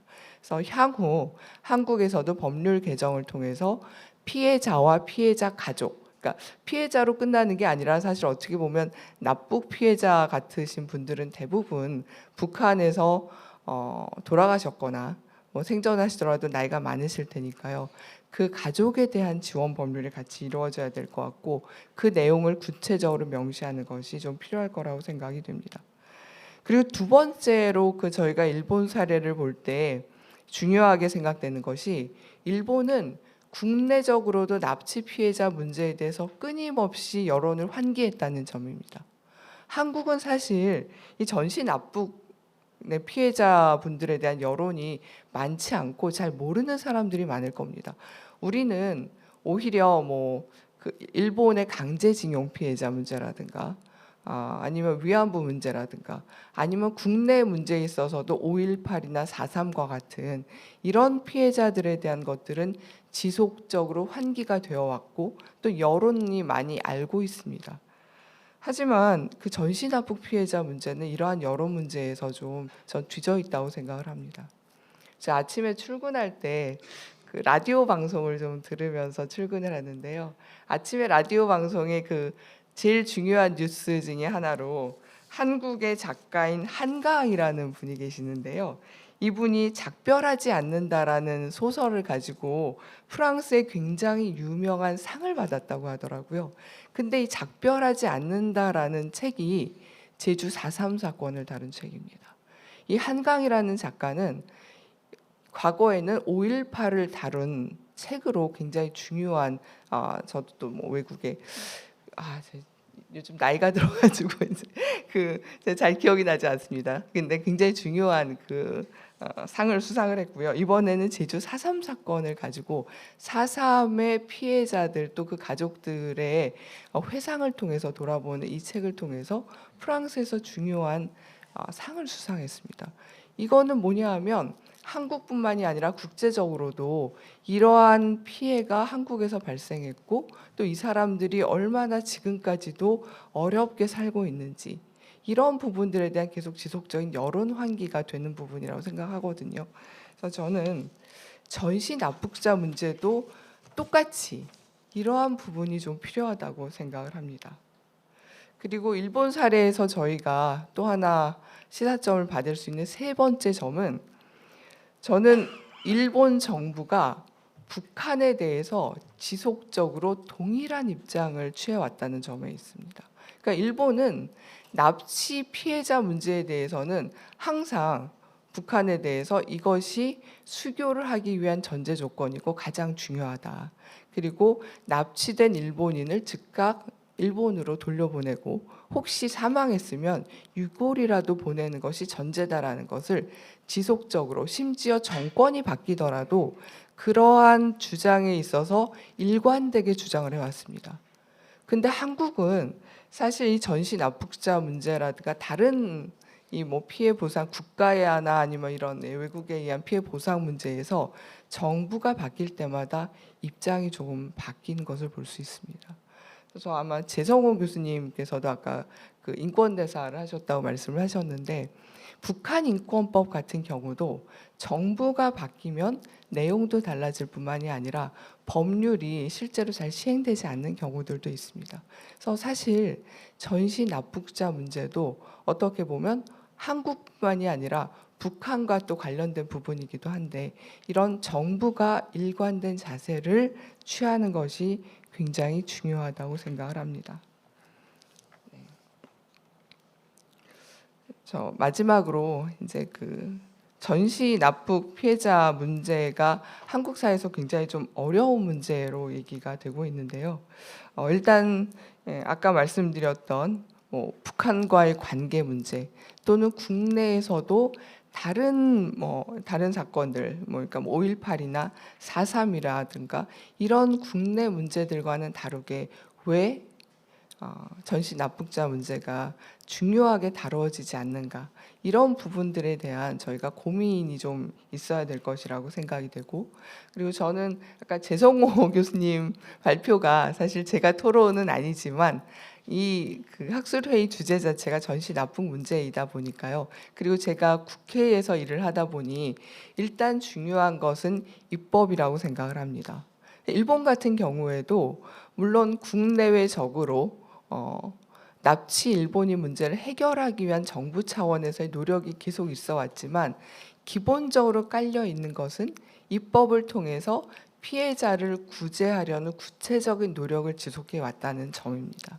그래서 우리 국내에서도 전시 납북 피해자 문제를 해결하기 위해서는 일단 관련된 법 개정을 통해서 이것이 단순히 명예회복의 문제만이 아니라 피해자와 피해자 가족을 위한 지원의 문제라는 점, 그리고 이 지원을 어떻게 구체적으로 할 것인지, 이 대상은 어디까지 할 것인지, 이런 부분들에 대해서 저희가 좀 더 구체적인 요구를 할 필요가 있고, 이러한 요구를 함과 동시에 사회적으로나 아니면 국회에서도 지속적으로 관심을 환기시키기 위한 노력이 필요하다, 이런 말씀을 드리고 싶습니다. 네. 그럼 전 토론자니까 이 정도로 마치도록 하겠습니다. 감사합니다. 예, 감사합니다. 자, 다음에는 김태훈 변호사님의 토론이 있어야 되는데 뭐 저한테 대신 좀 얘기해 달라고 하는데 주요 논지는 우리 재성호 교수님께서 제안하시는 것처럼 새롭게 어떤 그 입법을 하는 것이 많이 이제 힘들고 노력이 또 새롭게 들어가야 될 거니까 그것보다는 기존의 6.25 전쟁 민간인 납북 사건 진상규명 및 납북 피해자 명예회복에 관한 법률 그것을 개정을 해서 그래서 이제 보상 배상이 이루어질 수 있도록 하는 것이 가장 효과적이고 나름대로 현실적인 대안이 아닐까 하는 그런 재성호 교수님의 그 제안에 대한 지지를 주요 내용을 하고 있습니다. 자, 다음에는 오늘 패널리스트 중에서는 가장 젊은 피가 아닐까 싶습니다. 우리 김혜슬아 박사님의 토론을 듣도록 하겠습니다. 네, 안녕하십니까. 민주평화통일자문회의 사무처의 정책연구위원으로 근무하고 있는 김혜슬아입니다. 아까 우리 허만호 교수님께서 저를 소개해 주실 때 이제 북한학을 전공했다고 말씀을 주셨는데요. 또 이제 지금 근무하고 있는 데가 민주평화통일자문회의이다 보니까 직접적으로 이 주제와 큰 관련이 없어 보이는데 아마 저한테 이제 이 토론의 기회를 주신 것은 아마 이제 제가 경험했던 바를 좀 담아내기를 원하시는 것 같습니다. 저는 2014년에 6.25 납북 피해 실태 조사 사업을 이 납북자 진상규명위원회에서 진행했을 때 그 사업에 직접 참여를 해서 이 경기도 지역과 그다음에 충청북도 일부 지역에서 직접 제가 가서 납북 피해를 입으신 분들을 만나기 위해 노력을 했었고 읍면동 사무소를 직접 가서 문소고에 방문해서 납북 피해 관련된 문헌 자료들을 찾는 일을 했었습니다. 그래서 아마 저도 잘 기억 못하고 아마 우리 여기 계시는 가족협의회 관계자분들께서도 잘 기억하시지 못하겠지만 아마도 어쩌면은 2014년에 저와 만나보셨거나 아니면 어쩌면은 저와 통화를 해보셨던 분도 계실지 모르겠습니다. 제가 이제 그 납북 피해 실태 조사를 했던 경험들을 통해서 오늘 뭐 토론에서 우리 재성호 교수님의 이 논문에 대해서 제가 뭐 토론을 하기는 사실 좀 어려울 것 같습니다. 재성호 교수님께서 워낙 이 법과 제도적인 면에 있어서 특히나 이 납북자 문제에 오랜 시간 동안 이 연구를 하시고 참여하셨기 때문에 뭐 법제도적인 측면에서 제가 드릴 말씀이라기보다는 제가 그 당시에 직접 경험했던 바를 토대로 몇 가지 제언을 드리자면 가장 핵심적인 것은 첫 번째 일단 전제 조건인 것 같습니다. 전제 조건의 가장 큰 문제는 뭐냐면 이 전시 납북자 문제 역시도 무엇이냐면 국가의 책무에서 비롯된 문제다. 결국에는 국가라는 것은 국민을 보호하고 지켜야 할 의무가 있는데 아무리 전쟁 중이라 할지라도 국민을 제대로 보호하지 못한 문제로 인해서 발생한 문제이기 때문에 아무리 오랜 시간이 지났다 하더라도 이 국가의 책무에 따라서 이 전시 납북 피해의 문제에 있어서 끝까지 국가가 책임지는 모습을 보여야 한다라는 것이 이 문제의 가장 큰 전제 조건이 되어야 할 것 같습니다. 두 번째는 이 국가의 책무적인 문제에 있어서 결국에는 필수적으로 국가가 지원해줘야 할 것이 무엇이냐면 제도적인 문제인데요. 그 제도적인 문제인 것이 이 재성호 교수님께서도 강조하셨다시피 6.25 전쟁 납북진상규명위원회가 계속해서 유지되고 운영되어야 한다라는 겁니다. 제가 이 당시에 이 납북 피해 실태 조사를 하면서 굉장히 어려움을 겪었던 것이 무엇이었냐면은 이 납북 피해의 이 문헌 자료를 발굴하기 위해서 읍면동 사무소에 갔습니다. 가서 이 문서고를 확인할 수 있게 해달라라고 했더니 이제 당연한 이야기지만 그 당시에 이제 담당자들의 문제는 무엇이냐면 근거가 무엇이냐라는 거였거든요. 근데 다행스러웠던 것은 무엇이냐면 납북 피해 실태 조사를 운영했던 이 진상규명위원회는 이 국무총리실 산하였기 때문에 행안부의 협조를 얻을 수 있었고 법무부의 협조를 얻을 수 있었습니다. 그래서 뭐 많은 성과를 얻을 수 있지는 못했지만 양평이나 아니면 포천시 내촌면이나 포천군 포천 내촌면이나 이런 데 가서 실제로 문서고의 이 한쪽 구석에 방치되어 있던 정말로 이 먼지 속에 쌓여 있던 이 문서들을 발굴할 수 있었거든요. 그런 측면에서 이 향후에 납북 진상규명위원회가 부활하는 것 무엇보다 중요하고 필수적인데, 역시나 또한 중요한 건 무엇이냐면 그 위치라는 측면을 고려해야 될 것 같은데요. 지금 이제 뭐 최근 들어서 통일부에서 이 좀 납북 문제에 관심을 갖고 뭐 노력하고 있지만, 결국에는 이것이 장기간 지속되고 효과를 발휘하기 위해서는 국무총리실 산하에 운영되는 것이 당연히 바람직하다라는 것을 꼭 강조하고 싶습니다. 당시에 제가 뭐 다른 지역, 강원도, 전라도, 경상도 이런 곳에 각각 담당하셨던 분들도 계셨지만, 당시에 제가 방문했던 가평, 특별히 이제 뭐 가평, 양평, 그다음에 여러 차례 방문했던 강화도, 뭐 포천, 안성, 그다음에 충청북도의 진천, 음성 이런 데에 가서 실제로 제가 이제 수집해서 갖고 온 문헌도 있었지만 여러 가지 행정적인 제약 때문에 미처 가져오지 못하고 거기에 남겨둔 채 그 이제 리스트만 갖고 왔던 이제 그 문헌들도 있었습니다. 물론 이제 그 이제 문헌 리스트를 제가 다 납북 진상규명위원회에 다 이제 리스트를 공유하고 전달함으로써 이것들이 수집될 수 있기를 이제 바랬는데, 뭐 얼마만큼 됐는지는 모르겠습니다. 그러나 문제는 여전히 아마 많은 것들이 남아 있을 것이라는 겁니다. 제가 경기도에 그 당시 제 기억으로 경기도에 있는 모든 시군구에 이 읍면동사무소를 다 방문하는 것을 목표로 했는데 실제적으로 다 방문하지는 못했습니다. 그래도 웬만한 지역은 다 방문한다고 했는데 결국에는 이 얼마만큼 이것이 장기간 지속될 수 있는 근거를 가지고 있느냐가 굉장히 중요한 문제인 것 같습니다. 그러한 측면에서 납북진상규명위원회 당연히 부활해야 하고, 특히나 꼭 국무총리실 산하가 돼서 통일부, 법무부, 국방부, 행안부 등등의 유관기관의 적극적인 협조를 유지하는 것이 무엇보다 중요할 것 같습니다. 제가 직접 발로 뛰면서 느꼈던 바이기 때문에 꼭 이것을 꼭 말씀드리고 싶었고요. 뭐 이제 시간이 길지 않으니까 마지막으로 좀 강조하고 싶은 것이 있다면, 아까 이제 이정진 박사님도 방금 전에 말씀하셨고, 그다음에 오늘 참석하시지 못한 박은주 박사님의 토론문에도 나와 있는데, 일본의 사례를 꼭 말씀을 드릴 수밖에 없을 것 같습니다. 여러 가지 문제가 있지만 결국에는 가장 핵심적인 가치는 무엇이냐면, 법도 중요하고 제도도 중요하고 한데 제일 중요한 건 뭐냐면 결국에는 의지가 얼마만큼 있느냐의 문제인 것 같습니다. 최근에 이제 윤석열 대통령께서 이 북한 인권 문제를 강하게 제기하시면서 그동안에 수면 아래에 잠자고 있었던 북한 인권 문제에 대한 이제 관심이 높아지고, 올해 3월에 이제 처음으로 이제 국가에서 공식적으로 북한 인권 보고서를 발간하기도 했는데요. 아직까지는 이 전시납북자 문제에 대한 우리의 관심이, 정부 차원의 관심이 많이 부족한 것이 현실인 것 같습니다. 일본의 사례 이제 우리 연현철 교수님도 발표를 하시고, 이정진 박사님도 지적해 주시고, 박은주 박사님도 뭐 언급을 해주셨는데, 이 블루리본 이 캠페인인데요. 기시다 총리가 기시다 총리 이전에 그 앞에 스가, 그 앞에 아베 총리 역시도 마찬가지였는데, 기시다 총리가 이 공식 석상에서 나올 때마다 꼭 착용하는 게 뭐냐면 이 블루리본 배지입니다. 우리 가족협의회 우리 관계자분들께서는 늘 착용하시는 배지이고, 또 개인적으로 우리 오늘 1세션에 이 3회를 보셨던 유호열 교수님께서 저의 이 지도 교수님이신데, 우리 유호열 교수님께서도 언제나 착용을 하셨거든요. 근데 이 참 의미 있었던 것은 무엇이냐면, 이 기시다 총리가 올해 5월에 이제 굉장히 오랜만에 이 일본의 이 정상으로서 이 방한을 했는데, 1박 2일의 짧은 일정으로 방한했는데, 그 당시에 이 기시다 총리가 이 우리나라에 와서 현충원도 참배하고 할 때에 윤석열 대통령도 만나고 할 때 블루리본 배지를 착용하고 있었습니다. 또 하나는 뭐냐면, 올해 8월에 캠프 데이빗에서 한미일 정상이 만나서 이 공동선언을 했었는데, 이 공동선언 때에도 기시다 총리는 블루리본 배지를 착용하고 있었습니다. 바이든 대통령과 윤석열 대통령 각각의 이제 태극기와 성조기 배지를 착용하고 있었던 반면에, 기시다 총리는 이 블루리본 배지를 착용을 하고 있었거든요. 그런 면을 봤을 때 사실은 굳이 발언을 하지 않았다 치더라도 이 단편적인 모습만 보더라도 얼마만큼의 일본이 의지를 가지고 있고 관심을 가지고 있는지를 여실히 드러낸 것이 아닌가 싶습니다.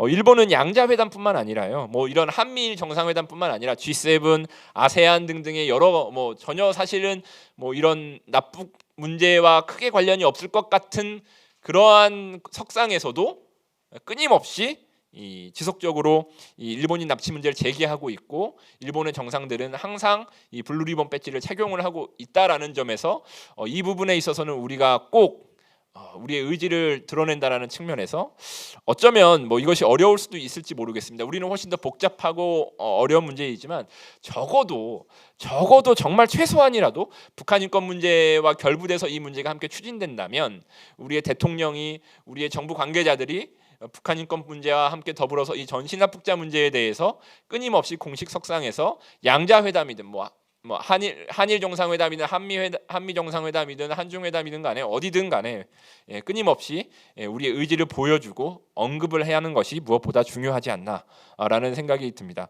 마지막으로 우리 재성호 교수님께 제가 감사하다는 인사를 꼭 드려야 될 게 이 재성호 교수님의 논문을 읽으면서 제가 참 저도 깨닫고 저도 배우고 그다음에 저도 매우 공감했던 부분이 뭐냐면 배보상 문제에 있어서 보상이라는 용어를 쓰는 것이 타당하다라고 지적을 해주셨는데 정말 이 부분에 있어서 정말 공감을 하지 않을 수가 없었고요. 저도 앞으로 언젠가 다시 또 이런 문제들을 제가 거론할 일이 있다면 꼭 보상이라는 문제를 써야 할 문제라는 것을 꼭 잊지 않고 제가 이야기를 할 수 있도록 하겠습니다. 감사합니다.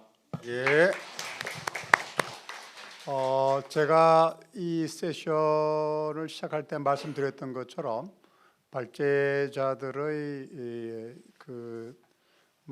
답변을 할까요, 반론을 할까요, 그런 것을 듣기 전에 여기 지금 오후 내내 계셨던 이 방청자 여러분들께서 아마 많은 분들의 어떤 의견을 듣긴 좀 그렇고요.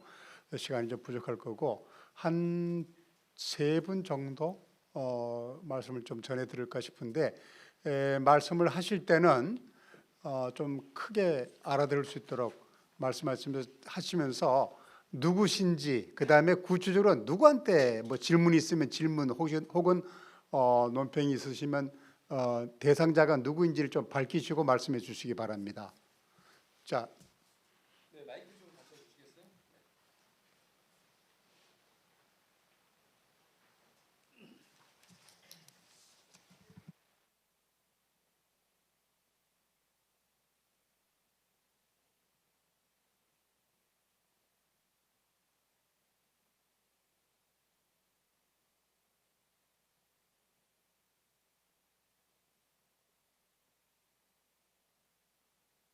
저는 가족회의사 이상일입니다. 가족회 활동을 한 지 벌써 20여 년이 흘렀습니다. 저는 현장에도 있어 봤고 여러 가지 입법 과정도 지켜봤고 좀 뭐 세월이 벌써 2개 성상이 지나갔네요. 자, 오늘 와서 사회자나 토론자나 여러 가지 그 발제자의 위치를 보니까 참 격세지감이 듭니다. 과거 4, 5년 동안 아마 언론이나 TV에 패널로 나오신 적이 없을 거예요. 제가 본 현지로서는.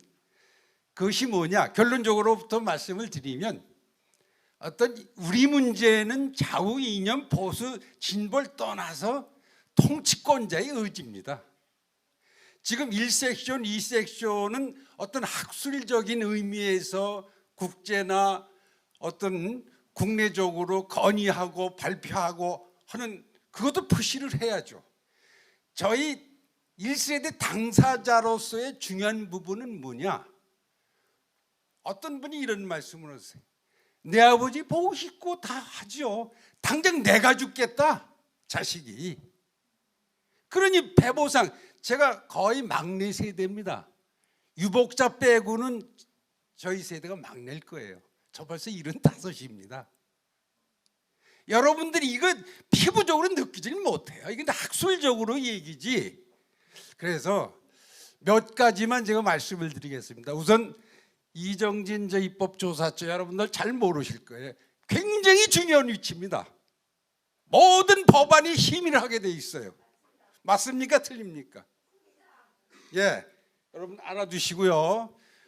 두 번째, 아까 그 1섹션에서 먼저 가셨던데 그 정의 자체도 우리 문제를 이산가족 큰 범주 내에서 했던 건 사실이죠. 이렇게 부분적으로 상봉도 한 사례가 있습니다. 두 번째 제가 상봉을 하려다가 무산이 된 바로 장본인이 접니다. 거기 뭐라고 일섹션에서 그랬냐면 상봉이 아니라 최종적으로 귀환이라고 했는데 전혀 북한을 모르고 현실을 모르는 얘기예요. 거기에서 60년, 70년이 되도록 거의 이제 자연사가 되셨으리라고 저희는 믿고 있습니다만 설령 살아계셨다 하더라도 그쪽에 핏줄이 있어요. 저희가 산 세대보다 그쪽에서 산 세월이 수십 배, 수배가 많지 않습니까? 여러분들이 이런 거 생각해 보셨어요? 허기 좋은 얘기로 그저 귀환이다. 이거는 아닙니다. 그 다음에 지금 최성호 교수님께서 저희하고 이렇게 얼굴을 맞댄 지가 꽤 됩니다만은 어떤 배상 보상 문제를 동시에 같이 엮을 수가 있을까요? 그 문제 하나. 그다음에 그저께입니다. 제가 어떤 YTN인가 자막의 뉴스를 보니까 5.18 유공자 희생자에 대한 위로금 1017명 477억이 법원 판결이 났다. 이거 참 어떻게 울고 싶기도 하고 이게 세상이 왜 이래? 이걸 여러분들이 아셔야 돼요. 예? 그러니 우리는 뭡니까? 아까 올바른 말씀해 주셨는데 그것이 현실이다 하는 문제. 그 다음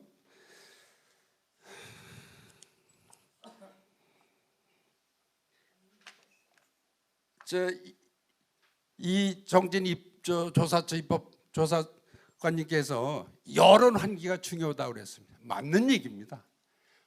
여러분들이 학술적으로 또는 언론에 대고 우리 문제를 이슈화해서 아까 장본인들이 좀 노력을 해야 된다라고 했는데 제 막내가 글쎄 이러니 내일 모레 80 아닙니까? 그럼 젊은 오늘 학생들 좀 해줘야 돼요. 저희 문제를. 그렇기 때문에 교육 현장이 굉장히 중요합니다. 우리 문제요. 저희 기억에는 행사 때 대통령 한번 참석하시면 됩니다. 그러면 여론이 그만큼 환기가 돼요. 제가 이상 말씀을 올리겠고요. 최성원 교수님 아까 먼저 간 이우태 통일위원인가요? 그분 어떤 귀환이다. 이 문제를 좀 허만호 사회자님께서 말씀을 좀 해주시면 감사하겠습니다. 어떻게 생각하시는지. 감사합니다. 이상입니다. 어떻게 한 분만 좀 너무 길지 않게 더 말씀을 해주시면. 예.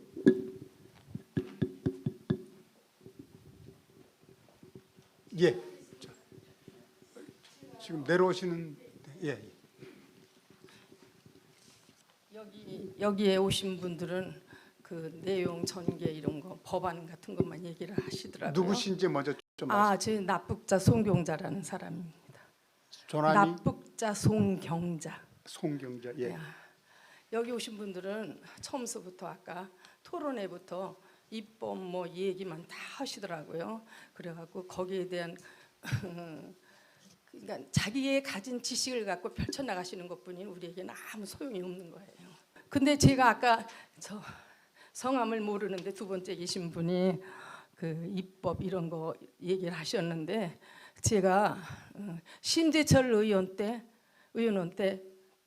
그 법안을 부탁했었어요. 제가 아버지 얘기만 하면 이렇게 울먹여요. 그러니까 용서해 주시고요.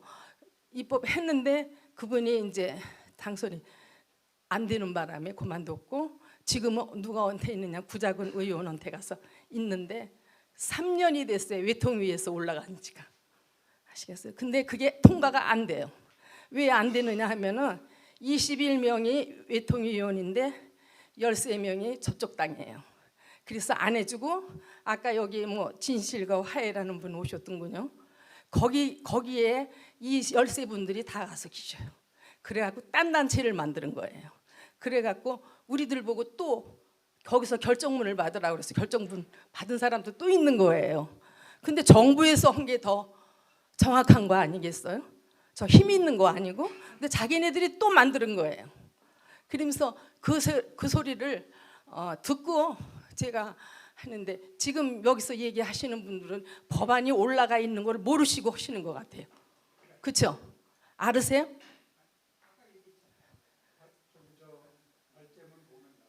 아, 그러세요.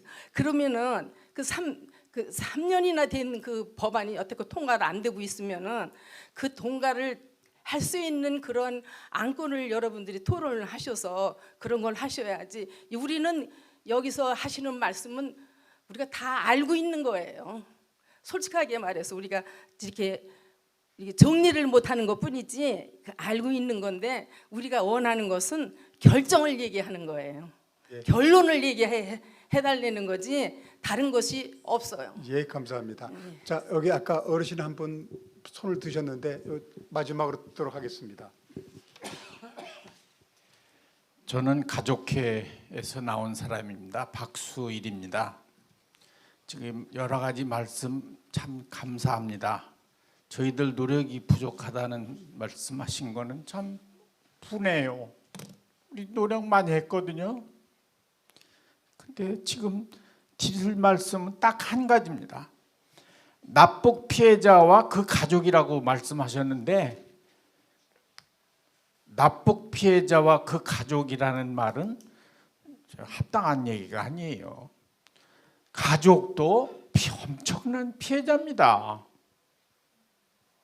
그래서 용어 사용에 좀 신중해 주셨으면 하는 얘기를 드리고자 일어났습니다. 납북 피해자, 예, 그 가족 역시 엄청난 피해자입니다. 그걸 유념해 주시면 여러 선생님들 애쓰시는 참 감사합니다마는 그런 면에서 더 유념해 주시면 얼마나 좋을까. 감사합니다. 저희들이 이 토론회를 마무리를 지어야 되니까 오늘 지금은 순서로 바꿔가지고 아무래도 우리 재성호 교수님한테 뭐 논평 내지 질문을 하신 분들이 더 많으신 것 같아서 재 교수님 답변을 먼저 듣고 다음에 또 그 우리 아까 여 교수님 발표 배상과 보상을 섞을 수 있냐 그 말씀하셨는데, 제가 아까 모두에도 손실은 보상이고 손해는 배상, 그건 원래 민사법의 대원칙이거든요. 근데 이게 우리나라에는 아까 우리 특수한 과거 청산 관련 법령이 제정되면서 일찍이 어떤 게 있냐면요, 제가 아까 자세하게 설명 안 드렸는데 1995년 12월에 5.18 민주화 운동 등에 관한 특별법이라는 게 제정됐어요. 제6조를 보면 뭐라고 규정되어 있냐면, 광주 민주화 운동 관련자 보상 등에 관한 법률의 규정에 의한 보상은 배상으로 본다. 자기 법에 의해서 보상을금을 주는데 이건 배상의 성격을 갖다 배상으로 본다, 이렇게 돼 있고, 그다음에 아까 최근에 문재인 정부 말기에 제주 4.3 사건법을 개정을 했다고 그랬는데, 그래서 보상을 실시했잖아요. 그 전에는 의료지원금과 생활지원금밖에 안 줬는데, 이 법 제2조 2호에 보면 용어 정의가 나오는데, 보상금이란 제주 4.3 사건으로 인하여 받은 손해를 전보하기 위하여 지급되는 일시금. 그 말은 생각해. 보상금을 손해를, 손해는 배상인데, 그러니까 이게 지금 우리나라 과거사법에는 일반법의 일반 민사법의 우리가 보는 기본 이론과 에 어긋나는 측면이 있어요. 이게 한국적 특수상. 아까도 얘기했죠. 예, 제주 4.3 사건 당시에 군경이 북한의 남로당의 지시하에서 이런 여러 가지 그런 식으로 보는 시각에서는 배상이란 말을 쓸 수가 없는 거죠, 정부에서. 우리는 합법화 이렇게 되니까 이게 법이 통과되지 않기 때문에 그런 일단의 그 법률들이 쭉 만들어져 왔어요. 그래서 보상이란 용어를 계속해서 써왔고, 그 다음에 그 안에 뭐냐면은 배상적 의미, 국가 책임의 의미를 담고 있다 이거죠. 그러면서 아까 세월호법이라는 건 결국 2014년인가 뭐 제정됐죠. 그거는 진짜 이건 뭐 과거사법이지만 그거는 뭐 6.25하고 이념적인 측면이 배제됐기 때문에 원래 민사법상의 배상과 보상 용어를 그대로 정리되고 있거든요. 그러니까 이런 점을 우리가 고려를 해야 된다. 그런데 아까도 얘기했다시피 6.25 전시 납북자들의 경우 그 가족들이 연좌제 피해나 뭐 갖고 있는 거 있잖아요. 그거를 입증할 수 있으면 이 공무원의 직무상 불법 행위로 인해서 국가배상 청구할 수 있는데 여러분이 그 가해자 특정해서 입증할 수 있겠냐? 누가 가해자 찾아낼 수 있고 증거 있냐 이거예요. 그리고 이미 법원에서 연좌제 피해에 대한 증거가 없다고까지 판단을 했어요. 예? 그러니까 누가 어떤 판단이냐? 제가 읽어드리진 않아요. 시간 뭐냐면 2012년에 구중회 등 납북 재원위원 12명의 후손 30여 명이 한강 인도교 폭파 행위로 인해서 피해를 주장하면서 국가를 상대로 손해배상 청구 소송을 냈으나 2013년 5월 서울중앙지방법원이 민사 10부에서 재판할 때 뭐냐면은 연좌제 피해에 대해서 증거가 없다라고 해서 판단을 해버렸어요. 그러니까 이 국가배상 청구, 손해배상 청구했는데 받아주지 않았거든요. 그래서 결국 이 법 개정을 통해서 전시납북자법 개정을 통해서 보상에 관한 내용이 들어가고 피해 위로금들하고 그렇게밖에 할 수 없다는 거죠. 그래서 역량을 분산하지 말고 이 법이 6.25 납북자법이라는 게 지금 뭐냐면 위원회는 6개월 동안 활동이 종료됐지만 이 법은 존재하고 있어요. 법이 지금 작동하고 있지 않지만 일부 개정하면 다시 복원될 수 있다면 이 법 하나 제정하는 게 얼마나 어렵습니까? 그죠? 그러니까 일부만 손질하고 개정하고 위원회 활동 존속 기간 같은 거를 뭐 연장할 수도 있거든. 뭐 한 3년 운동하고 또 연장하고 그런 위원회가 많아요. 특수임무 수행자 같은 거는 뭐 계속해서 십몇 년 동안을 했단 말이죠. 그러니까 그런 식으로 접근하는 게 저는 현실적이다. 그 말씀을 드리고 제가 아까 시간 맞추려서 얘기하지 않은 게 있는데 이건 이제 피해 위로금 뭐 무슨 생활 지원금 뭐 의료 지원 그런 것만 얘기했잖아요. 기타 지원.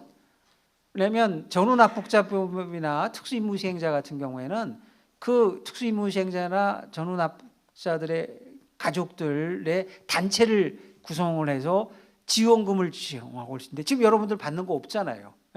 6.25 전쟁 납북 인사 가족이 받는 거 없죠.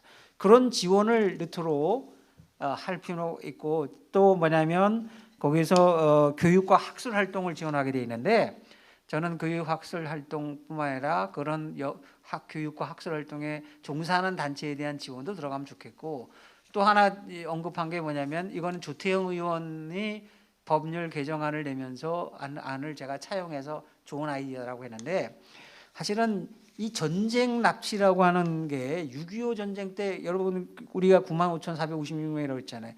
인류 역사상 아니 20세기에 이렇게 많은 사람을 전쟁에 끌고 간 사례가 없어요.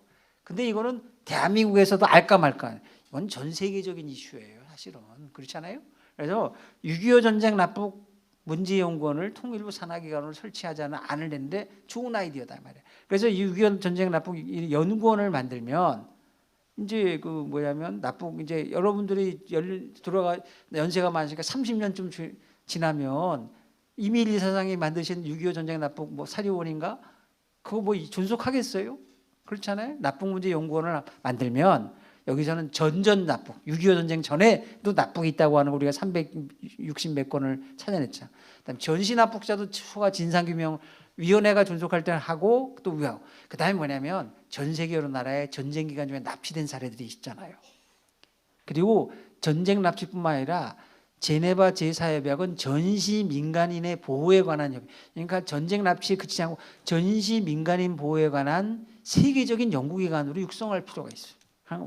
그런 거를 상징적으로 6.25 전쟁 납북이라 하지만 여기 6.25 전쟁 납북에 그치지 않고 전쟁 납치에 관한 모든 연구를 막나 세계적인 이슈. 그리고 북한이 외국인 납치하고 있잖아요. 그 13개 국가에 관련돼 있어요. 태국, 루마니아 뭐 무슨 여러 나라. 그런 것도 여기서 연구하자는 거죠. 그래서 그런 연구원 아이디어는 난 좋은 것 같아요. 쉽지는 않아요, 사실은. 그러니까 우리가 시야를 넓혀서 이거 후세의 교육도 되는 거고 그 안에서 이제 그 전쟁 납치 연구원 그러면 그 통일부에 들어가 산하에 설치하기가 어렵잖아요. 그러니까 6.25 전쟁 납북이다. 제가 이 위원회 위원을 할 때 제가 해외에 가서 그 법안 설명하고 뭐 그럴 때 그런 얘기를 했어요. 북한이 일으킨 물론 전쟁 납북도 있긴 하지만 북한이 한국 국민에게 일으킨 치초의 초기의 인권 침해는 뭐가냐면 이 납치예요, 납치. 전전과 전생 납치. 그렇죠? 근데 그거를 제대로 휴전협정 체결하면서 처리를 못하니까 그 아들 딸들이 인해서 전후 납북도 나오게 되고 온갖 인권의 침해를 하는 거다 말이지. 네? 예, 그런 우리가 이 북한 인권 침해의 뿌리다 이거야. 그리고 가장 초기의 인권 문제다. 뭐 그 정치범 수용소니 북한의 인권은 그 다음 세대 다음에 발생한 인권 문제라는 거죠. 그런 식의 중대한 인권 침해 문제라고 하는 것을 우리가 어떤 납치 테러리즘의 문제이기도 하고 이건 대한민국의 국가 정체성하고도 관련된 겁니다. 그리고 남북한의 우리 대한민국 자라나는 젊은이들에게 올바른 북한관, 대북관을 심어주기 위해서도 이걸 알아야 돼요. 근데 모르잖아. 우리가 이 6.25 전쟁 납북 진상위원회 활동하면서 그 위원회 백습 만들 때 박정희 대통령 시절에는요 초등학교 교과서, 사회 교과서에 이 전쟁 납치에 관한 그림, 사진과 함께 그 내용이 나와 있어. 그거는 이휘리 사장이 찾아낸 공로입니다. 그래갖고 우리가 그걸 담아내고 자료가. 근데 그 후에 우리 중고등학교 교과서, 초등학교 교과서에 그런 거 나오는 거 봤어요? 없잖아요, 그죠? 그러니까 우리가 이 박 대통령의 시절에는 그런 것도 다 국민들에게 알리고 교육했는데 모르고 있다. 요새 젊은 애들 초등 중등학교 그거 알겠습니까? 예, 그래서 우리가 이 점을 좀 상기하고 아까 말씀드리지 못한 부분 할 얘기 더 많지만 그 정도만 말씀드리고 시간을 제가 많이 썼습니다. 예, 그 정도 토론하겠습니다. 우리 여현철 교수님. 네, 제가 시간을 너무 많이 써서 죄송하다는 말씀을 드리고요. 제가 오늘 배지는 민주평통 배지를 달고 왔습니다. 국민대 교수인데 오늘 공동 주최 기관이 민주평통 교류협력분과위원회라서 달고 왔다는 점 말씀드리고요. 민주평통 역시도 이 전신 납북 또 6.25 전쟁에 대해서 많은 관심을 가지고 진정한 통일, 한반도 통합을 위해서 우리 이산 가족, 특히 우리 전신 납북자들의 한을 생각해보는 그런 시간으로 마련했다라는 점 말씀 올리고요. 아까 그 이정진 선생님 말씀하셨던 일본 같은 경우는 법 제도적으로 상세하게 이제 정리가 되어 있다. 우리 지금 만들어질 개정된 내용들 또 보상을 받아야 될 부분에 대해서도 구체적으로 제도적으로 법 제도적인 측면에서 접근해야 되겠다는 얘기 하나 말씀 올리고요. 여론이 이제 많이 활성화되어 있는 일본들 말씀을 해주셨는데 그게 결국 기억과 기록의 역사의 산물인데 그게 이제 교육적인 측면으로 우리 오늘 이 세미나 장소가 대학에서 열리는 것이잖아요. 선생님들 가슴 아픈 한을 제가 감히 다 알 수는 없겠지만 이런 이야기들 물망초라는 뜻도 나를 잊지 말아야라는 뜻 그 뜻 배지도 우리 학생들에게 알려주는 그런 것들도 중요하겠다라는 점이고요. 정책적인 입장에서 일본 같은 경우 항상 어떤 당이 집권을 하더라도 일관되게 일본 납치자 문제에 대해서 강력하게 요구했듯이 우리 정부도 그렇게 됐으면 좋겠다. 거기에 저희들도 열심히 노력하겠다는 말씀으로 드리겠습니다. 예, 고맙습니다. 자, 사회자로서 이 패널을 마무리 짓기 위해서 제가 제 나름대로 지금까지 나름대로 공부하고 활동을 해왔던 것을 섞어서 한번 좀 한 말씀을 드리겠습니다. 오늘 우리 여현철 박사님 연구진하고 최성호 교수님 발표하신 것 또 네 분의 토론을 들으면서 저는 제 나름대로 이렇게 생각을 해봅니다. 진상 규명, 물론 70년 이상의 세월이 흐른 상황에서 한계가 있는 건 사실이지만 그러나 그간에 우리 가족협의회에서 운영했던 자료원에서 많은 좋은 자료들을 발굴해냈거든요. 그리고 이제 위원회가 구성이 되어가지고 6년간 활동을 하면서 또 많은 자료를 또 찾아냈습니다. 그렇게 해서 정리를 해서 그야말로 보고서 겸 자료로서 출간을 했는데 이것이 이제는 확대 재생산을 해야 될 그런 시점이 있다. 즉 법이 만들어졌기 때문에 뭐 한 단계 매듭을 맺은 것은 사실이지만 거기서 끝이지 말고 또 확대 재생산을 해야 된다 하는 그런 생각이 듭니다. 10여 년 전에 태국의 쭈라누콘 대학에서 강제 실종 문제에 대한 국제 회의를 열어서 제가 참석을 했던 적이 있습니다. 뭐 저는 이제 북한에 대해서 이야기하기 위해서 갔었는데 제가 그때 느꼈던 것은 일본 대학 교수의 발표였습니다. 우리가 생각할 때는 다분히 좀 학술적인 발표를 할 것으로 기대를 했는데 어떻게 일개 민간 대학 교수가 저런 자료들을 얻을 수 있었을까? 즉 18명의 납북 피해자, 일본인 납북 피해자들에 대해서 언제, 어디서, 누가, 왜 납치를 당했는지 저도 그때 새롭게 인식하게 되었습니다.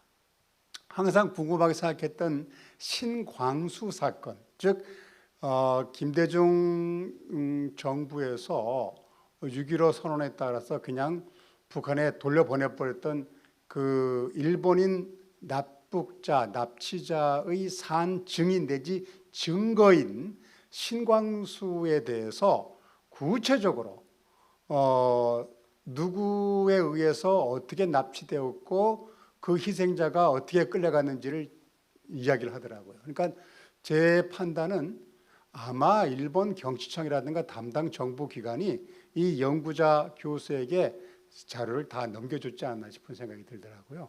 그런 면에서 88명. 예? 88명이라고 신광수 사건이요. 아니 전 일본인 납북자. 수가요. 제가 그때 들었던 거는 모두는 아니었고, 예.